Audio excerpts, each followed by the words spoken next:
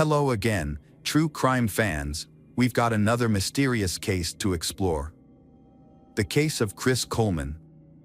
Chris Coleman was born March 20th, 1977. He is a former military. Chris Coleman met his future wife Sheri while he was serving in the Marine Corps, and she was in the United States Air Force. For Sheri, it was love at first sight. She immediately knew Chris was the man she wanted to spend the rest of her life with. Just a few months later, Sheri became pregnant with their first child, Garrett. Both devout Christians, Chris and Sheri decided to get married before Garrett was born. Chris called his father, Ronald Coleman, to tell him about the marriage and the upcoming baby. Although surprised, Ronald was delighted to learn that Sheri was pregnant. After Garrett was born, Chris and Sheri quickly had a second son, Gavin. Gavin had an energetic personality, while Garrett was calmer, like his father Chris. Both boys were happy and well-behaved. Sheri loved her sons dearly and was protective of them. Chris was a wonderful father, and they built a happy family. The family often laughed, played together, and cherished every moment with their sons.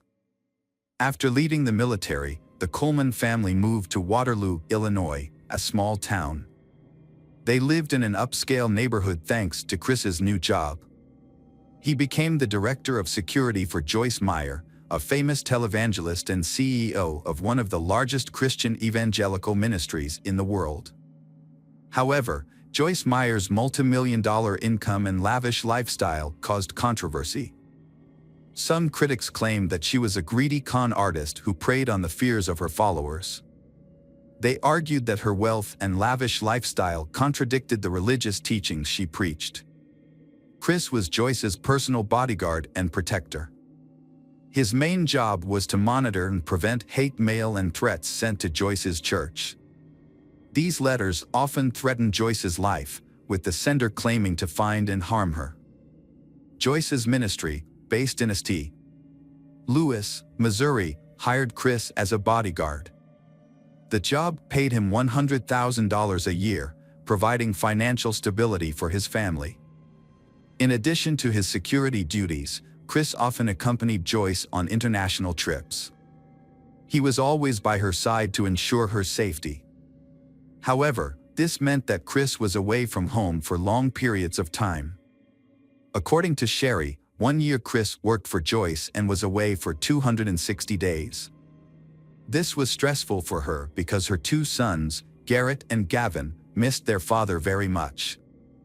The boys did not like it when their father was away and would mark the days on their calendars to count down the days until he returned. They kept looking at the calendar, eagerly awaiting the day he would return. When Chris returned home, he was away again shortly thereafter. Chris's frequent absences caused a lot of stress in his marriage to Sheri. Sheri was tired of doing everything by herself, playing both mother and father. She felt overwhelmed and underappreciated. This continued to have a negative impact on their relationship. In October 2008, Chris visited Tampa, Florida, where Sheri had attended high school. Before the trip, Sheri contacted her old friend Tara Lintz and asked her to look after Chris while he was in town. After arriving and settling in, Chris reached out to Tara. They decided to meet up, and Tara enthusiastically showed Chris around Tampa. At around 11 p.m. on November 14, 2008, Chris received a disturbing email. The email was sent from destroychris@gmail.com, and the subject and content were alarming. The letter demanded that Chris stop working for Joyce Meyer, or he and his family would be killed. In the following days, several similar threatening emails were sent from the same address, repeating the threat and giving specific times when his family would be attacked. Notably, the sender of these emails seemed to know Chris's schedule, even his travel plans abroad. Chris informed Sheri of the threatening emails he had received and reported them to the local police the following Monday. He explained that he was often away from home due to his work with Joyce Meyer. The police offered to patrol the area while Chris was away. Despite the increased police patrols, Sheri remained concerned about her family's safety. She invited a friend to stay with her while Chris was away because she felt unsafe being home alone. Sheri emphasized that she was serious about protecting her family and would do whatever it took. To prove her seriousness, Sheri revealed to her friend that she had a gun. She even gave instructions on how to use the gun in case someone broke into the house while she was away. 2 months after the Coleman family began receiving the death threats, a mysterious letter appeared in their mailbox. The letter was delivered directly to them, with no identifying mark on the sender. The message was written in bold letters. The letter contains that, "Renounce your God in public, or there will be no more chances. Time is running out for you and your family." The threat was serious and clear. It showed that if the Coleman family did not comply, they would face dangerous consequences. Sheri was extremely frightened when she received this threatening message. The invasion of her private space and the direct threat to herself and her family made her feel extremely anxious throughout the following period. Sheri's fear increased, as the letter served as a warning of the danger lurking around. After receiving the death threat, Chris and Sheri Coleman decided to increase security measures to protect their family. In an effort to protect their family, Chris installed security cameras around the house. These cameras recorded continuously and streamed live to a monitor in the basement office. The footage was stored on a digital recorder, creating a permanent record. Chris hoped that this system would help him identify the person threatening his family. After Chris installed security cameras outside the house, the threats against the Coleman family stopped. Life for Chris, Sheri, Garrett, and Gavin gradually returned to normal. By April 2009, things had improved dramatically.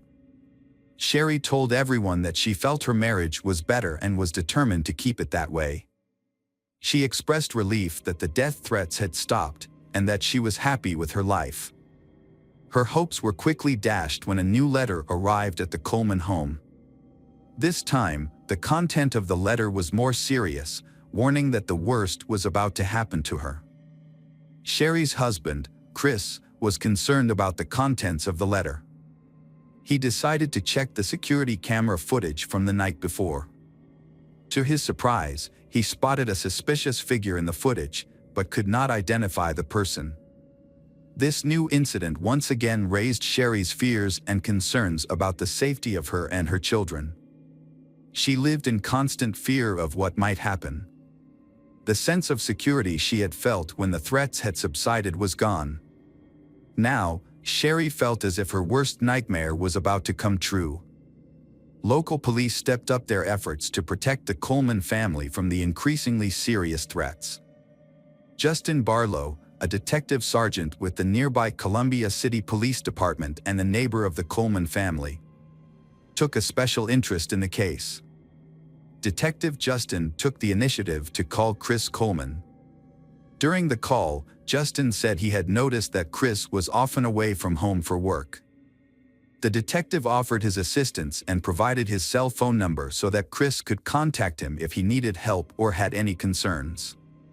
Detective Justin Barlow lived across the street from the Colemans and had installed a surveillance camera at their entrance. He assured Chris Coleman that he could respond faster than the police in an emergency because he lived nearby. For weeks, Justin's camera recorded the Colemans as they went about their daily routines, but failed to detect who had left the death threat. Despite Detective Justin's efforts to investigate, the videos provided no clues or information about the sender of the mysterious messages. On the morning of May 5, 2009, Chris arrived at the gym at 5:45. About an hour after leaving the gym, he called home to check on Sheri and her sons who were awake and ready for school. However, no one answered. Chris called his neighbor, Detective Justin Barlow. At 6:45 a.m. Detective Justin prepared the necessary items such as weapons, handcuffs, flashlights, and radios before going to the Coleman house. While waiting for backup from another unit, he decided to contact Sheri to check on the situation. With a mixture of anticipation and anxiety, Detective Justin approached the Coleman house and knocked loudly, hoping someone would answer. When he arrived, Detective Justin felt uneasy by the suspicious silence that pervaded the house. The lights were off and there was no sign of movement inside, which only added to his anxiety. A few minutes later, a police cruiser arrived to assist. One officer was assigned to check the back of the house, trying to look through the windows or back door for any sign of Sheri and the boys. They discovered signs of forced entry into the basement. This discovery made Detective Justin concerned for the safety of Sheri, Garrett, and Gavin, as there might be someone in danger inside the house. They decided to enter the Coleman home through the basement to investigate. When the officers announced their presence, no one answered. They conducted a thorough search of the basement and discovered a disconnected video cable at the computer desk. This led them to the conclusion that the security camera's video recorder had been removed. They left the basement and went up the stairs of the Coleman home. As they moved, they began to smell a strong odor of spray paint. The odor became stronger as they approached the main floor of the home. When they reached the upper floor, they found the walls spray painted with several offensive messages directed at Chris and Sheri's family. 13 minutes after the call ended, Chris returned home from the gym. Detective Justin asked Chris to stand outside while they searched the home. Chris complied, not asking questions or trying to get in, but just sitting quietly on the porch. Shortly thereafter, a third officer arrived. All three officers were aware of the urgent task of searching the remaining rooms of the house for Sheri and the boys. Upon reaching the second floor of the Coleman home, Detective Justin entered the bedroom of Garrett, the eldest son in the family. Initially, Garrett appeared to be sleeping. However, after a closer examination, the detective discovered that Garrett was dead. His body showed no signs of life and was cold. There were strangulation marks on Garrett's neck, indicating that he had been murdered. The detective was shocked to find Garrett's lifeless body. In the next room, another officer checked Gavin and was horrified to find that the boy was also dead. Both brothers had signs of strangulation. The killer also left an obscene message painted on the bed sheets, adding to the horror of the scene. Meanwhile, an officer entered the master bedroom and witnessed a horrifying scene. Sheri was lying motionless on the bed, dead like her sons. Her hair obscured her face. The police determined that Sheri had been murdered. When they examined the room, they found numerous bruises on Sheri's body. These injuries indicated that she had fought back, defended herself, and tried to protect her sons before she was killed. Detective Justin and the officers had just discovered the bodies of Sheri, Garrett, and Gavin. At that time, Chris was waiting outside, hoping to hear news about his family.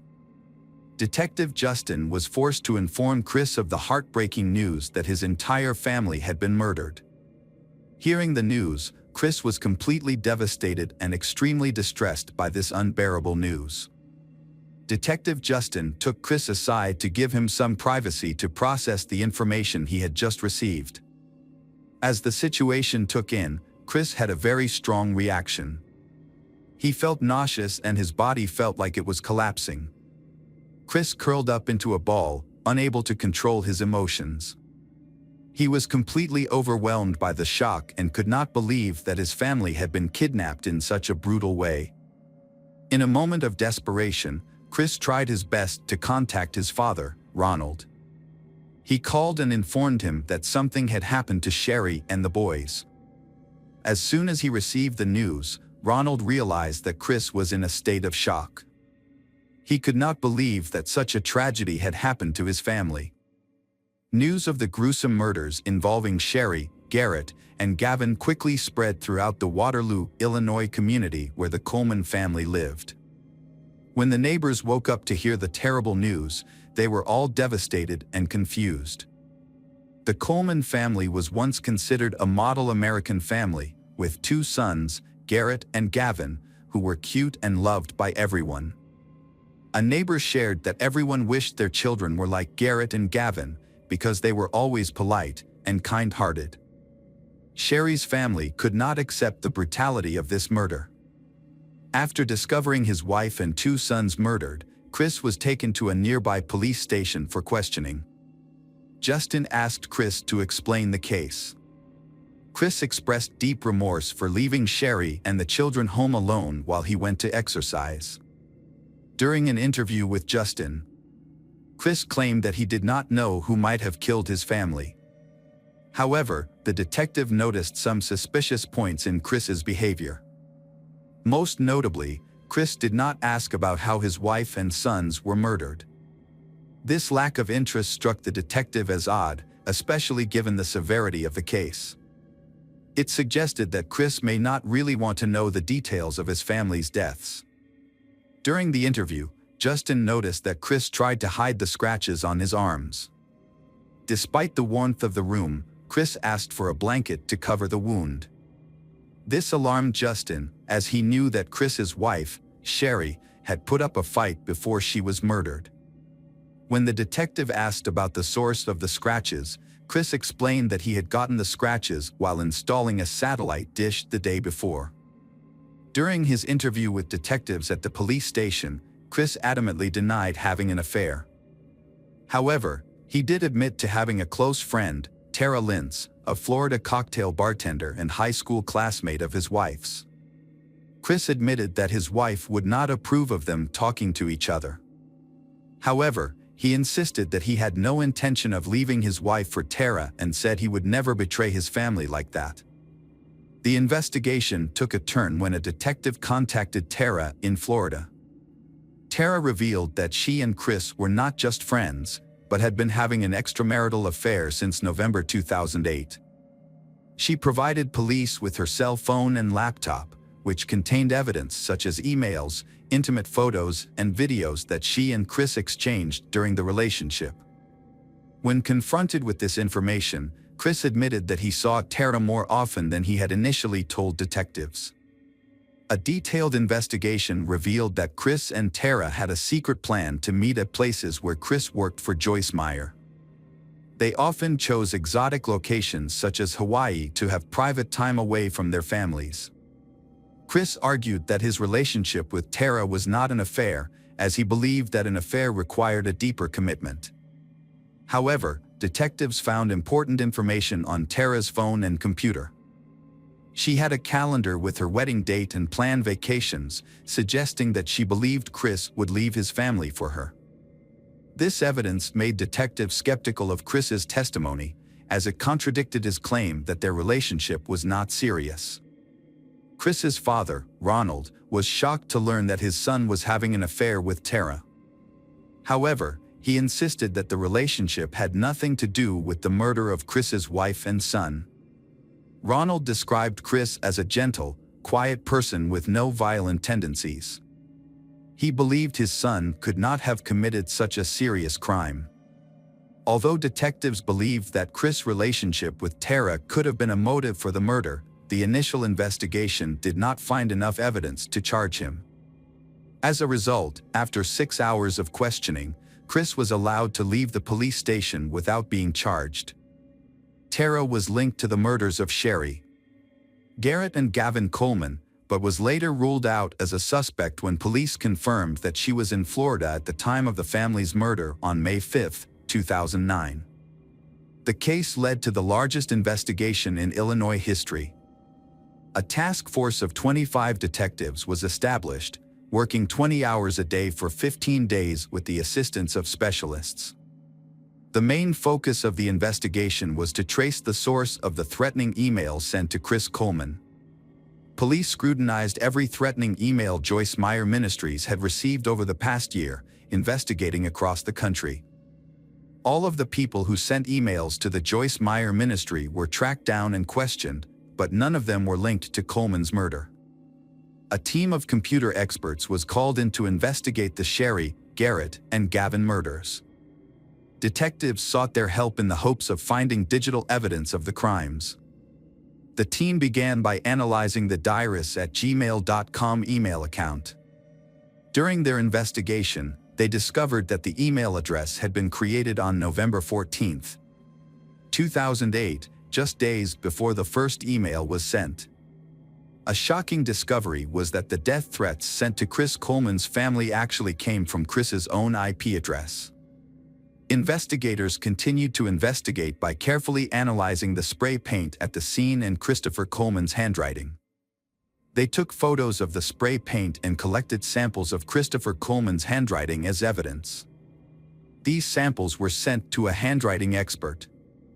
After comparing them, the expert concluded that the handwriting matched the spray paint.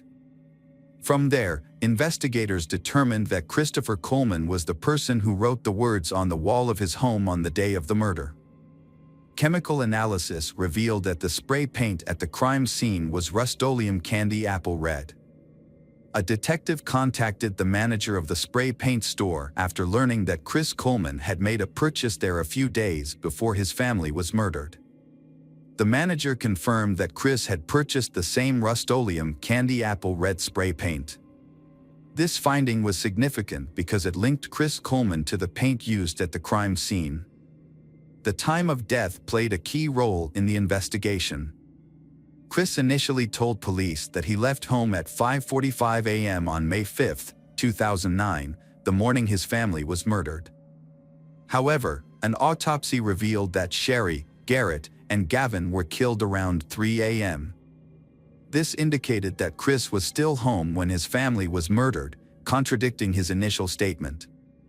2 weeks after the bodies were discovered, Chris was arrested and charged with 3 counts of first-degree murder. Prosecutors argued that Chris was motivated by greed, selfishness, and narcissism.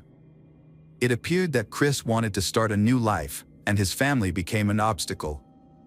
In April 2011, Chris was put on trial for the murders of his wife Sheri and sons Garrett and Gavin. Prosecutors told the jury that Chris killed his family because he wanted to be with his lover, Tara Lintz. However, he could not divorce Sheri because he feared losing his high-paying job at Joyce Meyer Ministries, an organization that did not accept divorces. During the trial, Chris's defense attorney argued that his client was innocent of the family murders. They alleged that an intruder entered the home and killed the family on May 5, 2009. However, 2 years after the murders of Sheri, Garrett, and Gavin, Chris was convicted of murder. The judge sentenced Chris to life in prison without parole, rather than the death penalty. This decision was made because the state of Illinois had abolished the death penalty, which was expected to take effect just months after the case. Welcome back, detectives. Let's dive into another horrible case, the case of Patrick de la Cerda. Patrick de la Cerda was born in June 1992 in Miami, Florida, a city known for its picturesque metropolitan area. His father, Max Dira, was a native of Spain, while his mother, Patricia Ranza, was born and raised in France before moving to the United States in the 1980s, where she met and married Max. Patrick grew up in a warm family environment where he was surrounded by love, care, and mutual respect. He was a kind, intelligent, and sociable person who excelled in school and had a large circle of friends. From a young age, Patrick was very close to his parents, who prioritized his education and well-being, providing him with every opportunity to grow into a capable and responsible individual. Patrick's father was a dedicated and skilled professional in the construction industry. Although the family was not wealthy, they were considered well off by the standards of the big city. After completing high school, Patrick decided to follow in his father's footsteps and pursue a degree in construction. However, during his time at university, his parents made the difficult decision to divorce after nearly 25 years of marriage. The divorce of Patrick's parents was a quiet and peaceful one, with no scandals or disputes over property. After the separation, his mother moved to Deltona, a small town on the east coast of the state, where she eventually remarried. Patrick, on the other hand, chose to stay with his father in Miami, where they worked together in the construction industry and were highly respected. Despite the divorce, the family remained very close, and all members maintained a friendly relationship with one another. The family continued to stay in touch, regularly calling and communicating with each other. They were always willing to lend a helping hand when needed. Patrick often visited his mother in Deltona and shared with her details of his life, including his relationships and romantic interests. With his French and Spanish heritage, Patrick had grown up to be a charming and attractive young man, which helped him win over women at a relatively young age. Patrick grew up in a family that valued strong relationships, so he never sought casual flings. Instead, he dreams of finding lasting love, living peacefully, and building a lifelong family with someone special. He created a profile on a popular dating website at the suggestion of a friend, but he didn't have high hopes of actually meeting his soul mate on the dating website. One June evening in 2017, Patrick half-heartedly scrolled through profiles of women on the site. Then, he came across a photo that caught his attention, a stunning brunette with an unforgettable appearance, big, expressive eyes, and a charming smile. Patrick was immediately smitten and decided to send her a message. She replied, much to his delight, and they easily fell into a comfortable conversation. Jessica Devnani was born in 1988 in Orlando, Florida. After high school, she attended a local university where she studied banking. Following graduation, she landed a job at a bank branch in her hometown. Around that time, she met a handsome young man online. They quickly hit it off, exchanging messages and eventually phone numbers. They had long conversations every day, creating a deep emotional bond and strong trust. As their online friendship grew, they decided to meet in person. Since they lived in different parts of the state, they chose a meet-up spot roughly equidistant from each other. On their first date, Patrick knew he had found the person he had been searching for, and he didn't want to let her go. Jessica felt the same way about him.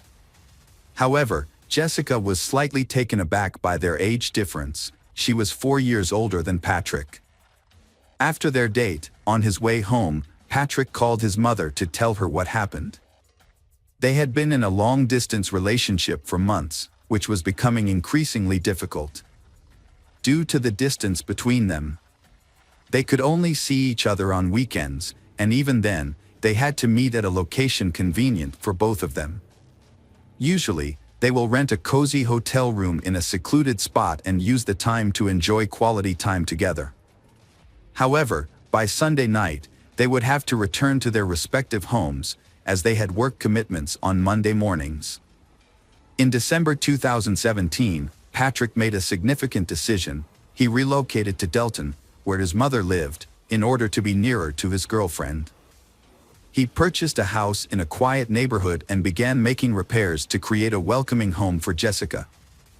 Although she couldn't move right away because of work, but they made plans to get together again and have a housewarming party in early spring. They had a special celebration planned on New Year's Eve. To surprise Jessica, Patrick set up a fireworks display in the backyard, getting down on one knee to make his romantic proposal as they gazed up at the festive lights.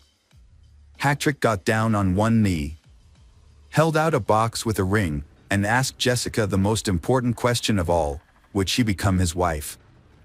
Overjoyed, Jessica happily agreed. Patrick had been looking for an engagement ring for a long time, but in jewelry stores there was no ring beautiful and delicate enough for the occasion.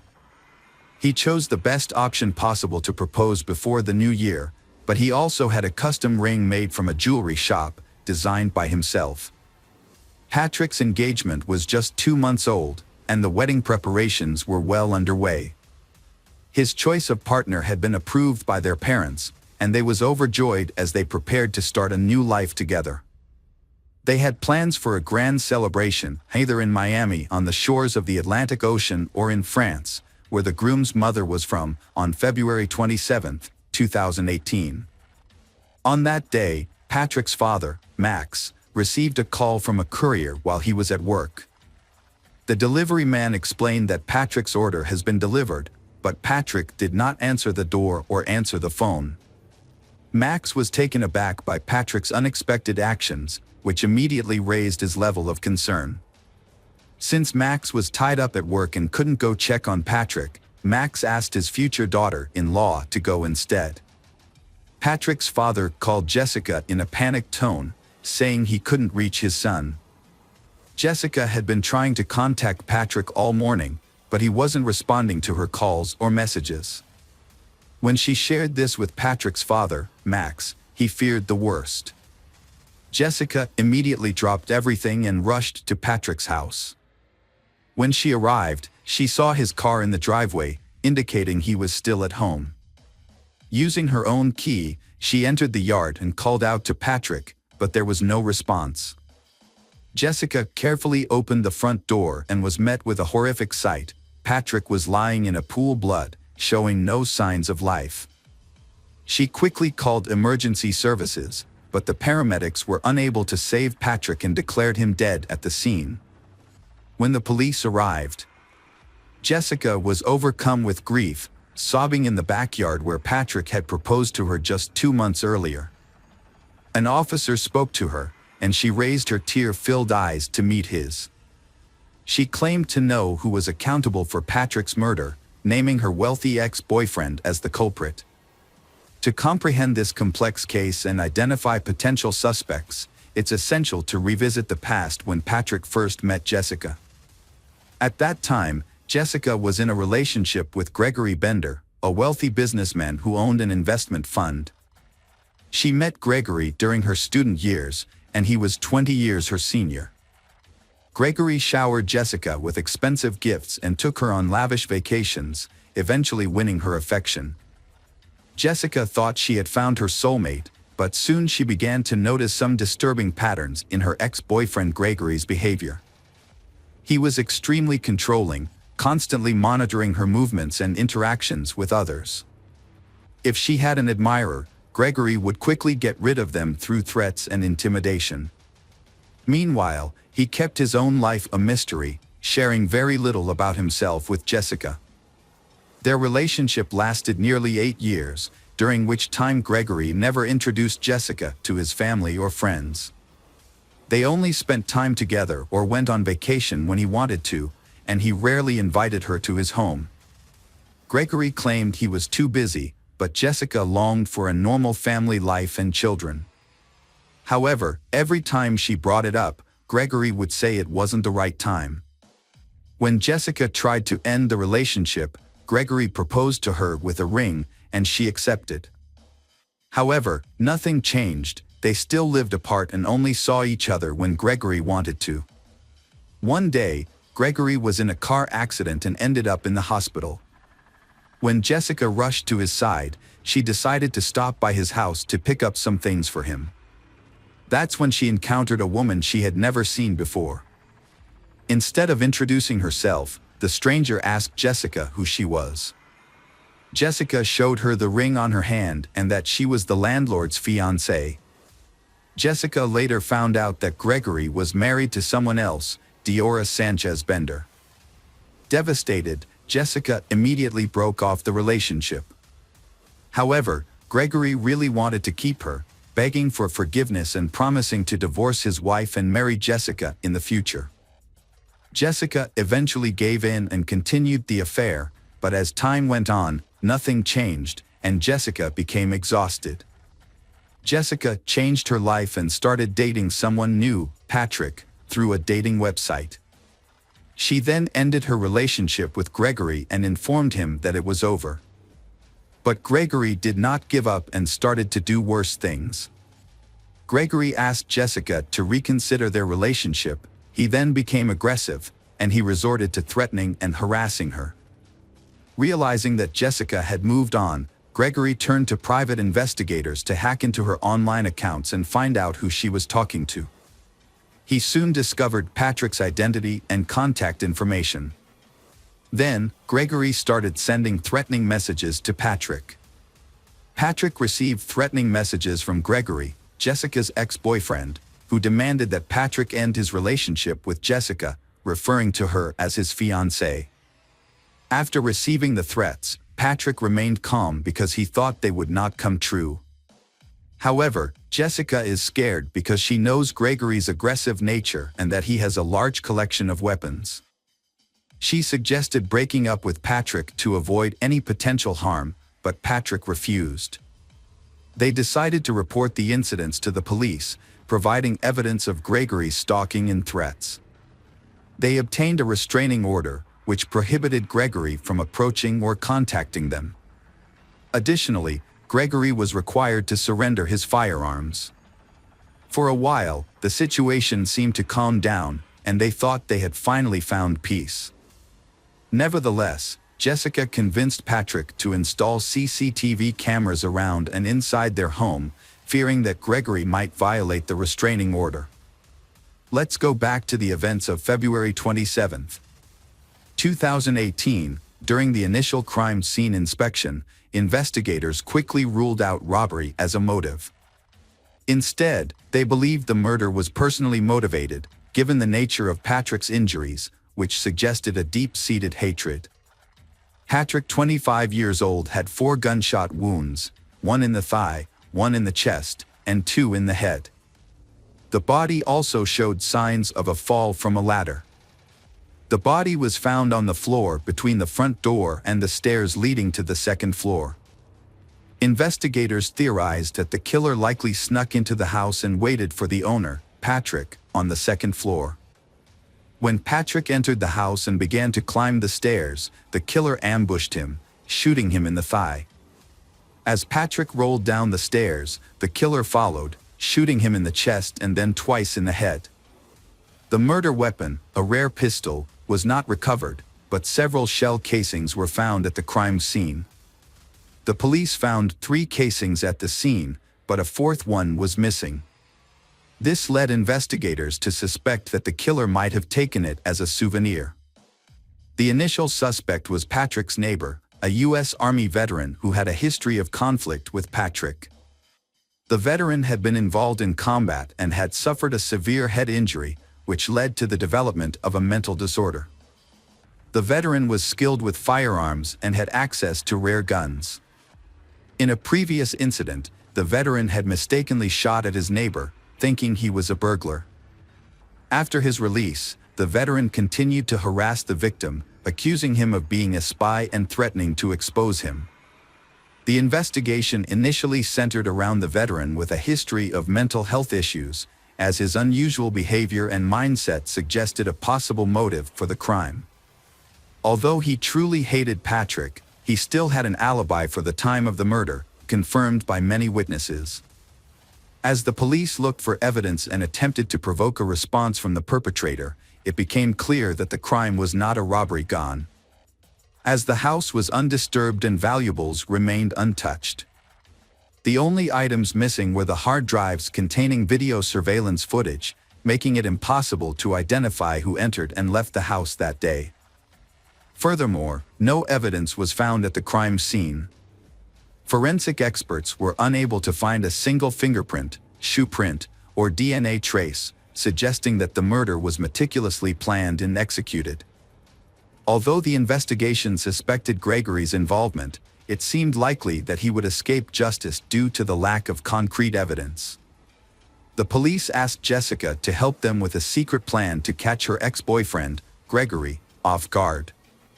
She agreed to make the call, and as the police had hoped, Gregory answered. Jessica tried to lure him into a conversation, but it quickly became apparent that he had anticipated the trap and was not falling for it. Gregory seemed unflappable as Jessica confronted him about Patrick's death. When she accused him directly, he acted shocked and even offered her his condolences. Despite her best efforts to get him to lose his cool, he didn't give away any incriminating information. In the end, the police didn't have enough evidence to hold or question Gregory, so he remained at large, abiding by the terms of a restraining order. He appeared to have already distanced himself from Jessica, makes gathering evidence more difficult.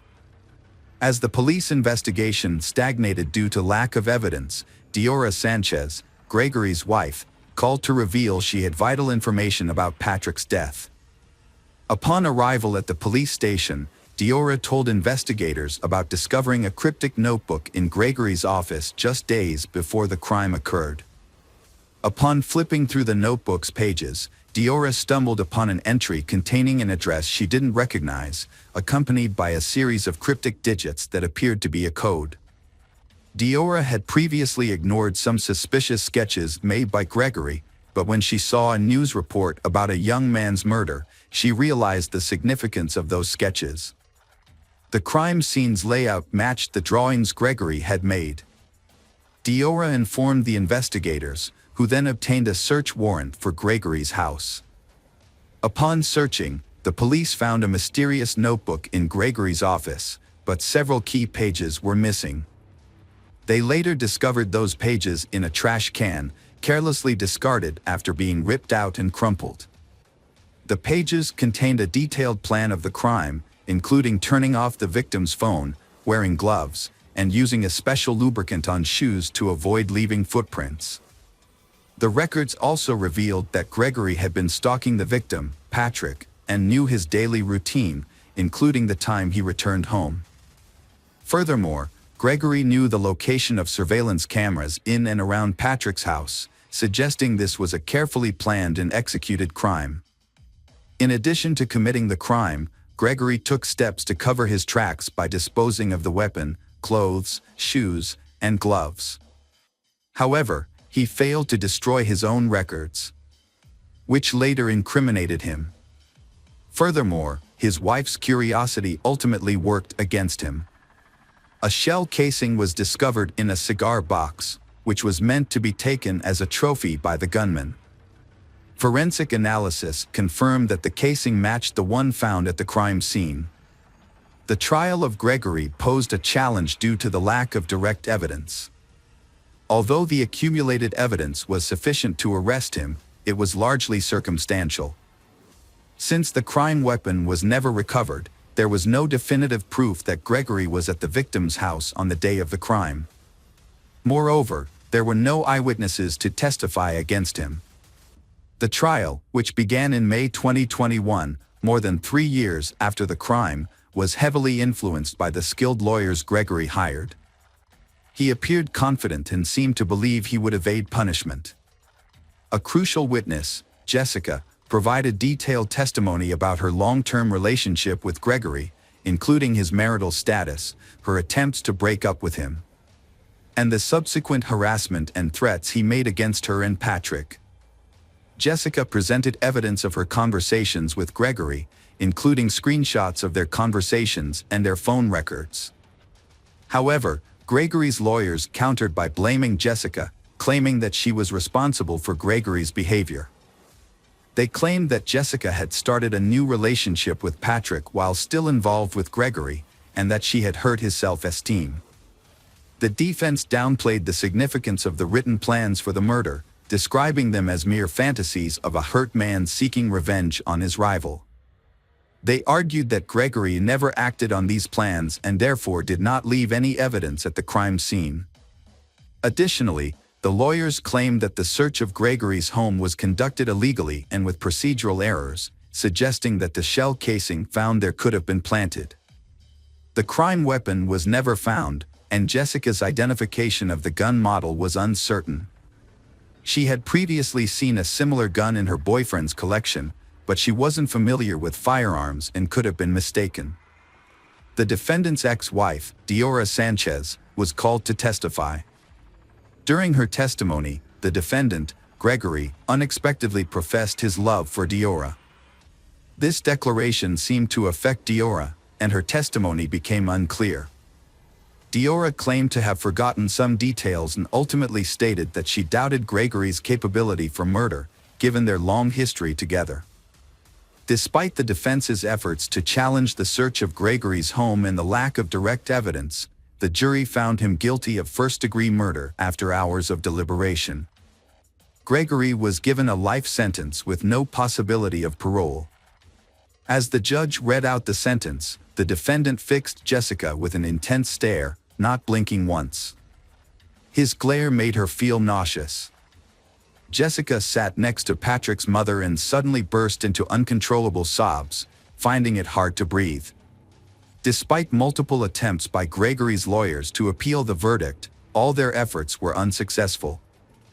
The case attracted public attention, with many outraged that a wealthy businessman had brutally murdered a working-class man and attempted to escape justice. Patrick's story was widely reported in the press, and Gregory remains in prison to this day. Jessica Dira said she is grateful that justice has been served, and Patrick's memory will always live on in her. She wears the engagement ring he gave her and a special piece of jewelry he had intended to give her but never got the chance. Jessica remains close to Patrick's parents, who have welcomed her into their family as one of their own.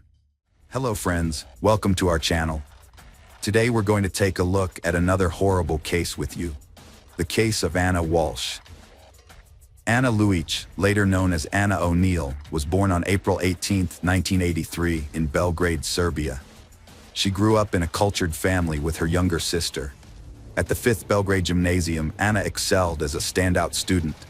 She then attended Belgrade Research University, the most historic and expansive university in Serbia.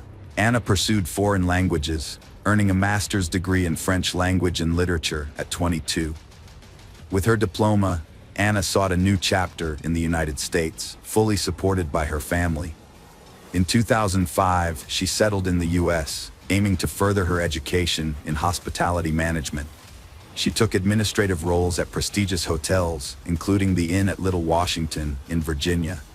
Anna's warm approach, sense of duty, and conflict resolution skills quickly earned her respect from peers and supervisors. Multilingual and charming, she formed connections easily. Beloved by colleagues and friends, Anna seized every chance to shine. She became a U.S. citizen, retaining her Serbian nationality, and enjoyed a high income, investing in property and a car. Her travels further broadened her horizons, and her career flourished, leading to a promotion to senior manager. Anna's captivating qualities, including her intelligence, beauty, slender physique, and radiant smile, drew in numerous admirers. While working at the Wheatley Hotel in Lenox, Massachusetts, she met and fell in love with Marcus O'Neill, the hotel's head chef. Their romance ultimately led to their marriage in 2009, at which point Anna took her husband's last name. Born in July 1975 in Boston, Massachusetts, Brian Paul Walsh came from a prominent, wealthy, and respected family. As a young man, he would frequently borrow money from friends, only to fail to repay them. During his college years, he would invite friends to dine at upscale restaurants, then use various tactics to manipulate others into covering his share of the bill. Brian was estranged from his father, Dr. Thomas Walsh, for many years until the elder's death in 2018. The estrangement dated back to when Brian fraudulently withdrew nearly $1 million from his father's personal account and disappeared with the money. Despite this, Dr. Walsh chose not to report the incident to the police and instead tried to persuade Brian to return the money voluntarily. However, when Brian refused, Dr. Walsh cut off all communication with him. By the time of the theft, Brian's parents had already divorced, and his father had started a new family. In response to Brian's actions, Dr. Walsh decided to remove him from his life and will. After Dr. Walsh's passing, Brian reappeared and filed a lawsuit claiming that the will was forged by the doctor's widow and younger children to deny him his rightful inheritance. However, Brian was unable to prove his claims and received no part of the estate. Those who knew Brian described him as greedy, malevolent, and cruel, with a tendency towards violence and a lack of emotional control.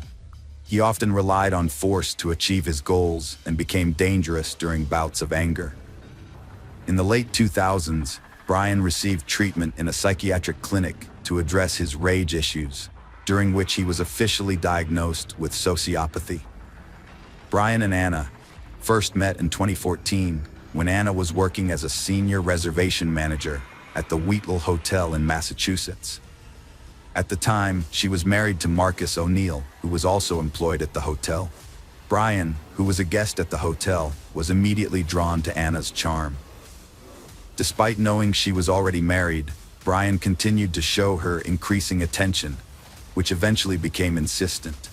Used to getting his way, Brian persisted in pursuing Anna, even after she rejected him. He managed to get her phone number and home address where she lived with her husband, and began to harass them relentlessly.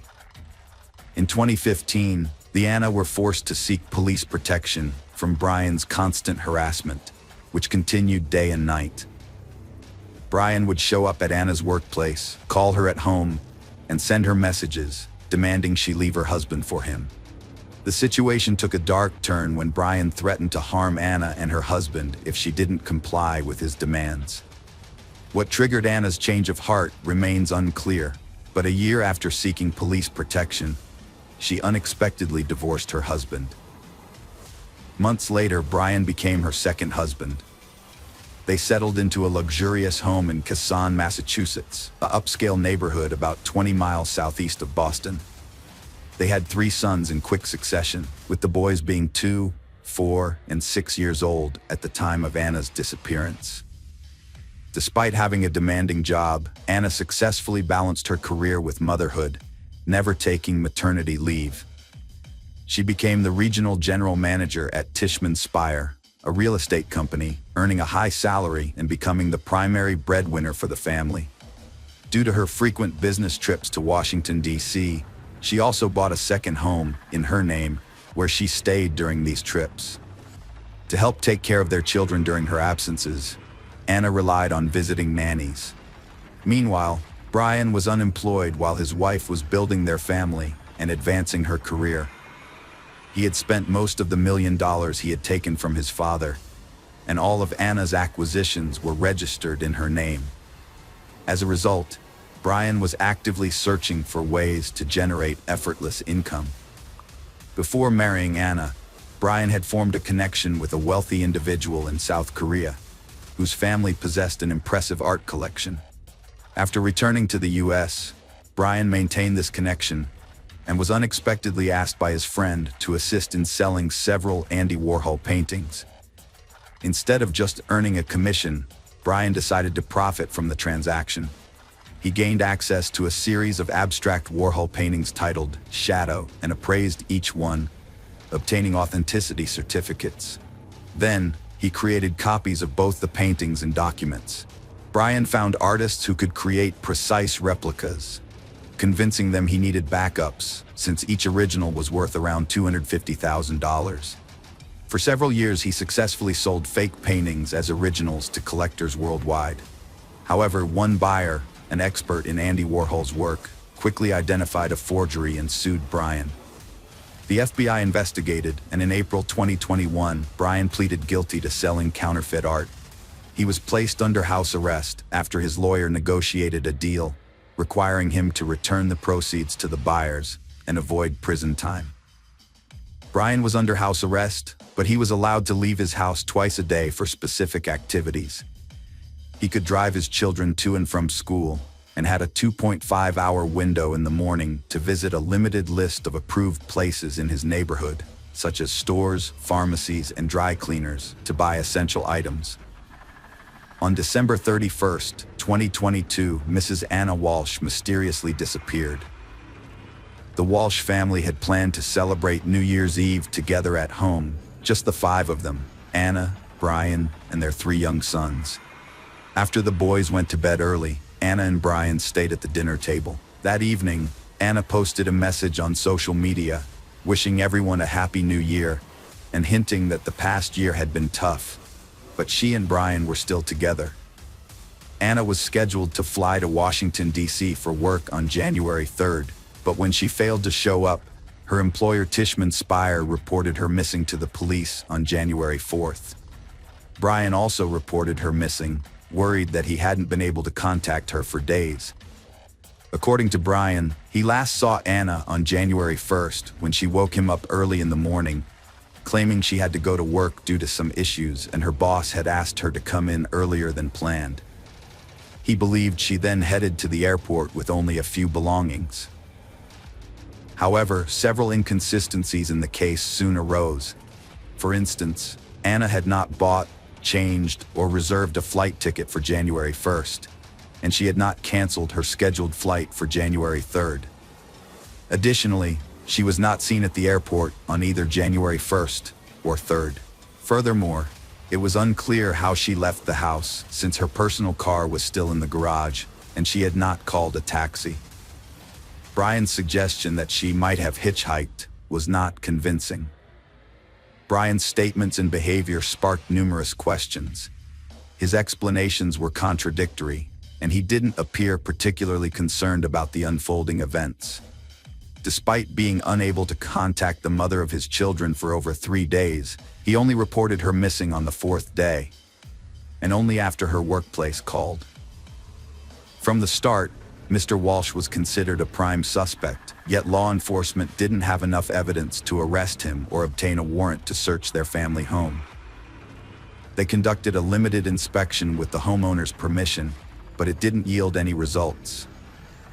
Brian claimed to have led a normal life during those 3 days, visiting usual stores and doing household chores. However, verifying his claims was challenging, as he often left the house without his phone, which he alleged was frequently taken by his older children to play games without his permission. On January 5th, the police issued a public appeal on TV, showing a photo of Anna and asking anyone who knew her whereabouts or what had happened to her to contact the authorities immediately. However, no one came forward with any information. The last time Anna had been in touch with anyone was on December 31st, when she made phone calls to her mother and sister. Her husband was the last person known to have seen her. Surveillance cameras in the neighborhood did not capture any footage of Anna on the morning of January 1st, making it seem as though she had never left her home. In contrast, her husband was recorded leaving and returning to their home several times, but it was impossible to determine where he had gone. His claim of visiting a supermarket was proven to be false, as his vehicle was not seen on any routes to the store, and he was not spotted inside.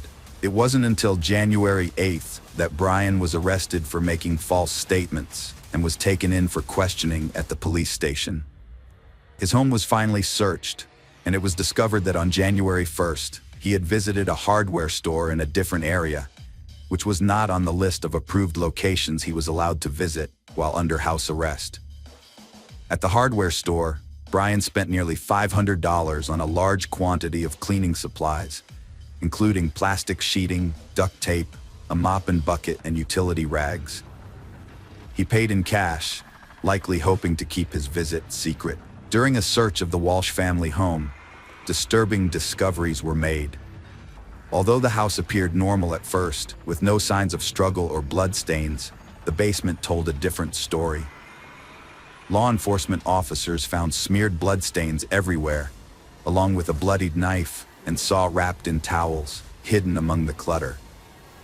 Brian had previously admitted to visiting his mother's home on January 3rd, claiming he needed to help her with household tasks due to her poor health. However, after the grim discoveries in the basement, police suspected that Walsh may have disposed of evidence or parts of his deceased wife's body on his way there. They inspected trash bins in the area where the couple lived, as well as along the road to his mother's house, and found a kitchen hatchet with dried blood and several blood-stained towels, similar to those found in the Walsh basement. Forensic analysis confirmed that the blood in the basement on the towels, knife, hatchet, and saw belonged to Anna, confirming her death. The seized laptop and tablet revealed a disturbing search history. Weeks prior to his wife's disappearance, Brian had been actively searching online for information on the most favorable states for divorce in terms of property division. He also looked into whether he could claim the second home in Washington, D.C., which was owned by Anna and registered solely in her name, suggesting a possible motive for the crime. One of the earliest searches, made around 4 a.m. on January 1st, was about how long it takes for a body to decompose. This was followed by nearly 24 searches on how to dispose of a body, including how to clean up blood traces, how to dismember a body, and whether a body could be identified if the teeth were removed. He also searched for information on how long DNA traces last, and whether a person could be charged with a crime if the body was never found. All of these searches were conducted on his young child's tablet. By January 3rd, Brian's searches had shifted to inheritance. as he looked into how and when someone can inherit the property of a person who has disappeared.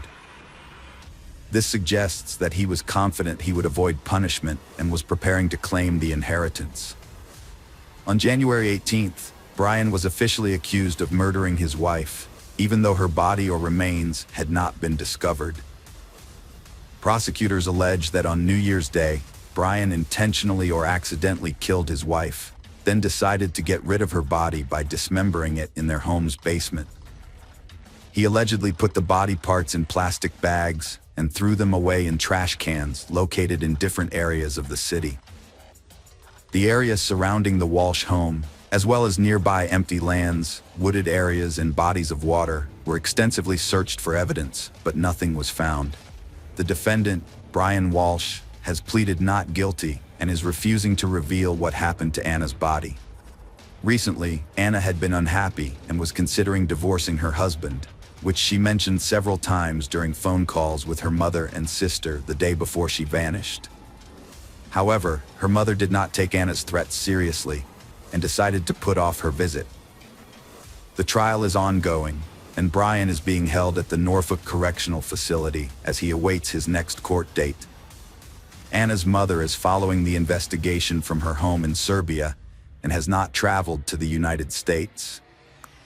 The Serbian Ministry of Foreign Affairs has contacted the New York Consulate, which is in touch with the Norfolk District Attorney's Office, to ensure Anna's mother is kept informed about the investigation and hearings.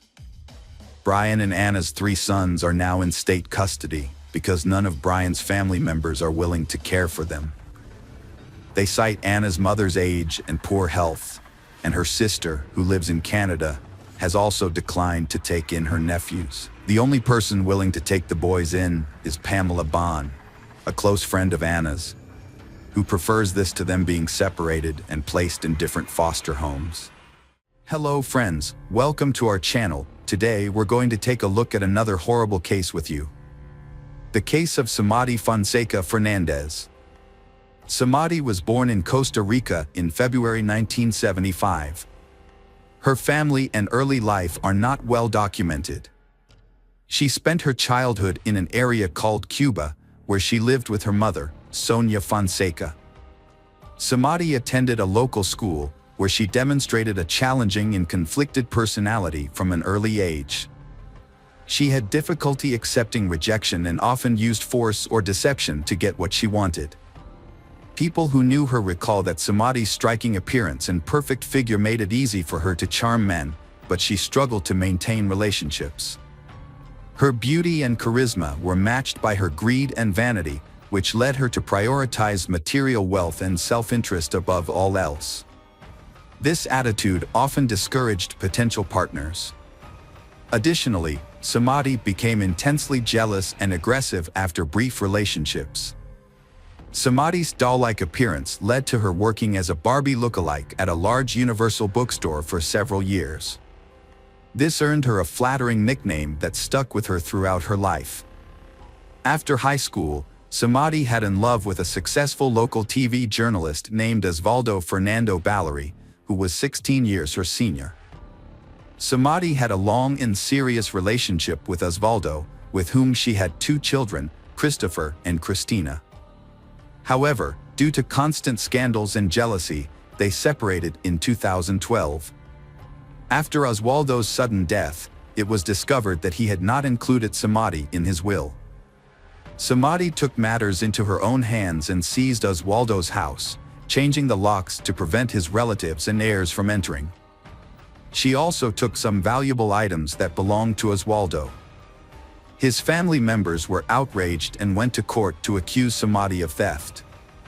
The police eventually forced Samadi to leave the house, but she was not charged with a crime.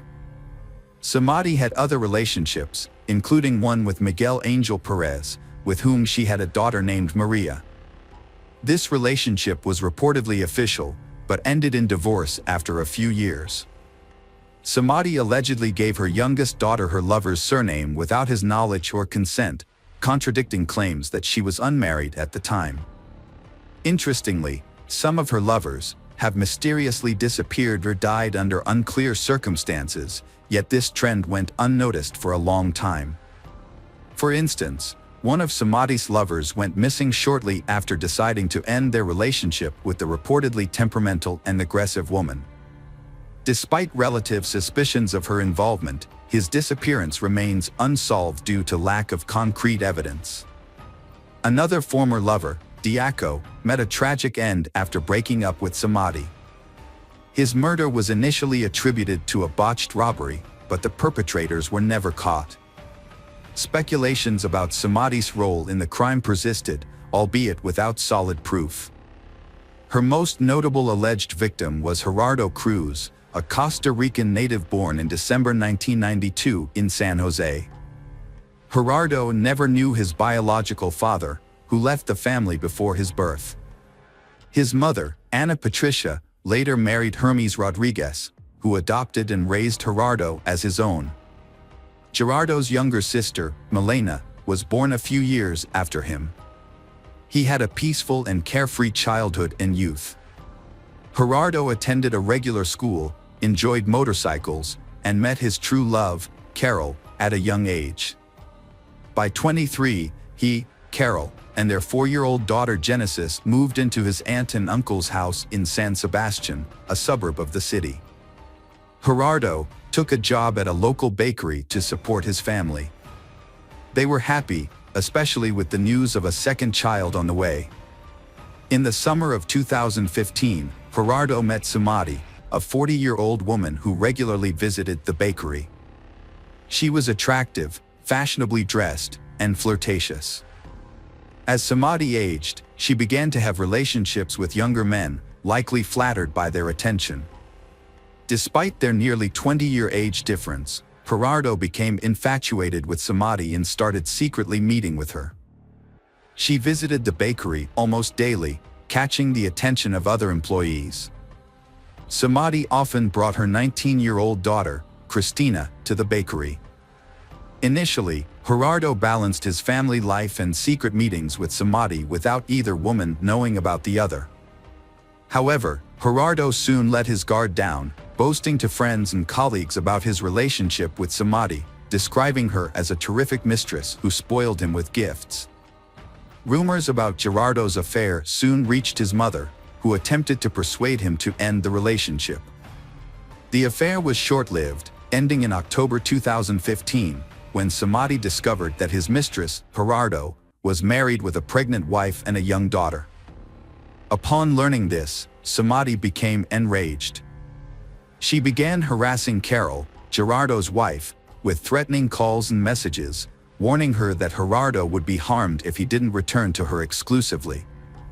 Gerardo apologized to his wife and reconciled, keeping their family intact. He underestimated Samadhi's malice, thinking she would move on and calm down after the breakup. However, Samadhi's vindictiveness was more intense than Gerardo anticipated.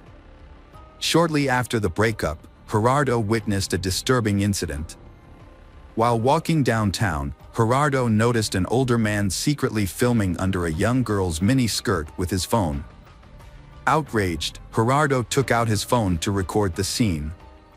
He then approached Sheri, told her what was happening, and advised her to report the incident to the police.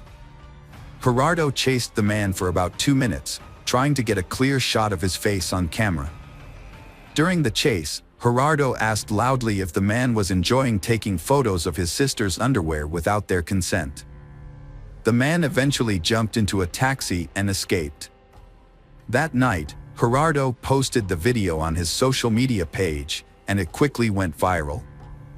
Internet users identified the man as Luis Solmano Delgado, a former Ministry of Finance employee. As a result, Gerardo became a national celebrity, giving daily interviews to newspapers and appearing on TV and radio shows. He condemned Delgado's actions and stated that he had no regrets about exposing him. However, Delgado's lawyers began working against Gerardo, accusing him of violating the law by distributing the video. They prepared a lawsuit against him, which left Gerardo surprised and confused.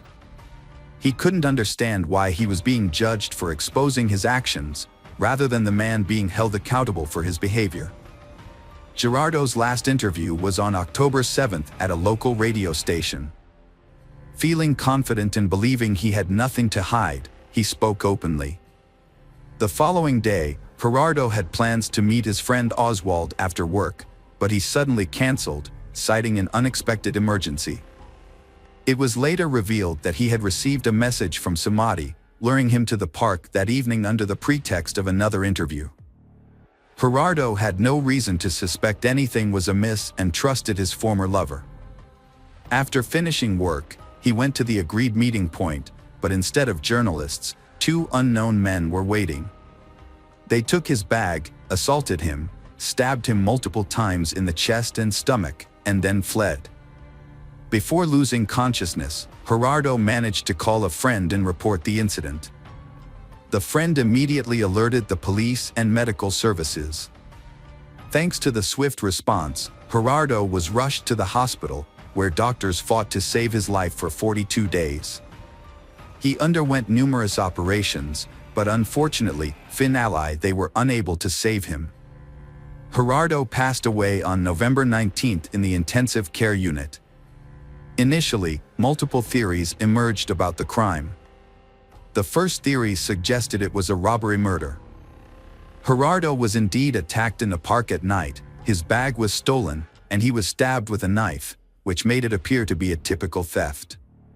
However, just a few days before, Gerardo had released a sensational video that compromised a well-known former government official, leading to a second theory, that the murder was an act of revenge. The media openly speculated that the former government official may have hired hitmen to kill the young man who had damaged his reputation. The murder sparked intense debate in the press, with protesters demanding that the perpetrators be caught and brought to justice. The police explored various theories, searching for other potential enemies of Gerardo. For months, the investigation stalled. However, in May 2016, a breakthrough came when footage from a street surveillance camera was discovered. The video showed two men fleeing the scene where Gerardo was fatally attacked. These individuals immediately became the prime suspects, and the police worked to identify and apprehend them. The footage proved to be crucial evidence, and once it was made public, the case started to move forward. It was repeatedly shown on news programs, with viewers asked to take a close look as the individuals could be dangerous. Police created rough sketches of the suspects and described their physical characteristics. One of the suspects soon came forward, hoping that cooperating with the investigation would lead to a reduced sentence. The information provided by the cooperating suspect led investigators to several accomplices and the crime's organizers, Samadi and her daughter Christina. All individuals involved in the crime were eventually taken into custody. Those arrested included Ronald Archie, a cab driver who helped locate the perpetrators, Cesar Chavez, a laborer who acted as an intermediary, and Omar Costa, a young miner who directly participated in the attack and had been tracking the victim on the day of the incident. The investigation revealed the roles and connections of all parties involved through phone records and text messages. Samadi, who had meticulously planned the crime, had enlisted the help of her daughter Christina. Together, they recruited friends Ronald and Cesar to find hitmen to kill Gerardo, staging it to look like a botched robbery in a nighttime park. They were later joined by Omar, who was responsible for ensuring the victim went to the pre-arranged location. Samadi personally chose October 7th as the date for the massacre. On that day, she was in frequent contact with all parties involved, assigning roles and verifying that everyone adhered to the plan. Gerardo was attacked, stabbed multiple times, and robbed of his bag and jacket. These stolen items were later given to the police as evidence. The primary evidence against Samadi was a series of text messages detailing the murder plan and each participant's role. Samadi was so confident she wouldn't get caught that she didn't bother deleting the incriminating messages. Her motive for the crime was jealousy. She didn't want to share her lover with his wife. If she couldn't have him, no one would. She carefully planned the crime, involving her own daughter, who assisted her throughout. Samadhi and her daughter were immediately arrested, with no possibility of bail due to the risk of them fleeing the country. Their accomplices were also detained, except for Omar, the youngest participant, who was handed over to juvenile authorities. The investigation spanned a year and a half, concluding in December 2017 when the trial of all parties involved in the criminal conspiracy commenced. It was revealed that Samadhi had a history of run-ins with the law, including a prior arrest for forging documents to obtain state benefits, for which she received only a fine. New information also emerged about Miguel Angel Perez, ex-husband of Samadhi. It was discovered that Samadhi had given their child Perez's surname without his consent. She then successfully petitioned the court to order him to pay child support, which he did for over 3 years. However, it was later uncovered that the entire process had been fraudulent. As a result, Samadhi was sentenced to 3 years in prison and a substantial fine. During the trial, Gerardo's wife testified that she had been aware of his affair with Samadhi. She stated that Samadhi had threatened Gerardo with death, but he had not taken these threats seriously. The primary motive behind the crime, as previously stated, was Samadhi's jealousy and wounded pride, stemming from her inability to accept that her younger lover had chosen to remain with his wife. Thanks to phone records, it was discovered that the mother and daughter had planned the crime together. Additionally, after the release of the CCTV footage showing the killers, Christine had a nervous breakdown. She called her mother, sobbing, and was close to going to the police to confess. However, her mother calmed her down, assuring her that the investigation would not lead to them. The verdict was announced on January 23, 2018. According to the court's decision, Samadhi was sentenced to 30 years in prison, while Christina, Ronald, and Caesar each received 25-year prison sentences. One of the killers was sent to a juvenile detention center, and the other had not been found at the time. Omar, who had been stalking the victim, was acquitted. The victim's family was awarded $140,000 in compensation for their loss. After the verdict, the family expressed gratitude to the court for the fair punishment of Gerardo's killers. However, it soon became known that Samadhi and Christina's lawyers had filed an appeal to reduce their sentences. As a result, each participant's sentence was reduced by 5 years. Samadhi is currently serving her 25-year sentence in a Costa Rican women's prison. Hello friends, welcome to our channel. Today we're going to take a look at another horrible case with you. The case of Lindsay Birbeck. Lindsay was born in Blackburn, Lancashire, northwest England. She and her husband, Tim Birbeck, separated in July 2018, but they continued living together until March 2019. At that time, Lindsay moved to a new home on Burnley Road in Hanko. As a mother, Lindsay cared for her 2 adult children, Divin, 20, and Sarah, 17. Professionally, she worked as a teacher's aide at Atton Hill Elementary School in Burnley. She enjoyed being around children and was known for her artistic talent. Lindsay would often go the extra mile to create impressive props for school productions. On August 12, Lindsay went for a walk in the wooded area of Coppice, near her Hanko home. However, when her daughter Sarah and Sarah's boyfriend Brandon arrived at the house for a scheduled tea party, Lindsay was nowhere to be found. This was unusual, as Lindsay was not one to forget appointments. Sarah tried calling Lindsay multiple times, but there was no answer. She sent Lindsay a text message saying, "Where are you? We sat outside for an hour and called 6 times." When Lindsay didn't respond, Sarah sent another message with a series of question marks, but still received no reply. After waiting for an hour outside Lindsay's house, Sarah called her father, Tim Birbeck, since her mother was not home and not answering her phone. Tim took Sarah and her brother Brandon to his house around midnight. Later, Sarah and Tim went back to Lindsay's house with a spare set of keys, but Lindsay was nowhere to be found. The house looked undisturbed, and there were no signs of anything out of the ordinary or a note explaining Lindsay's whereabouts. At 12:11 a.m. on August 13th, Tim contacted the police to report Lindsay missing, stating, "Lindsay seems to be missing.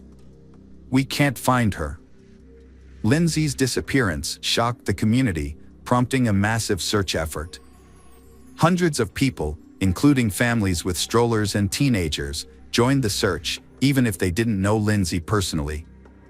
After days of searching, posting on social media, and putting up posters, the community gathered at a local spot called Copus for 2 days, hoping to find a clue to help solve the mystery of Lindsay's disappearance. The search continued non-stop despite the challenges. Thousands of posters with Lindsay's picture were distributed throughout the neighborhood. A Facebook group to aid the search gained 10,000 members. Posters soon appeared everywhere, including lamp posts, storefronts, and traffic lights, asking for help in finding Lindsay. Police launched a thorough investigation into Lindsay's disappearance, conducting extensive searches around her house and the surrounding countryside. A team of specialists, including police officers, dog handlers, firefighters, and mountain rescue volunteers, scoured the area. They also deployed drones and helicopters to cover a wide range, including popular walking and running routes.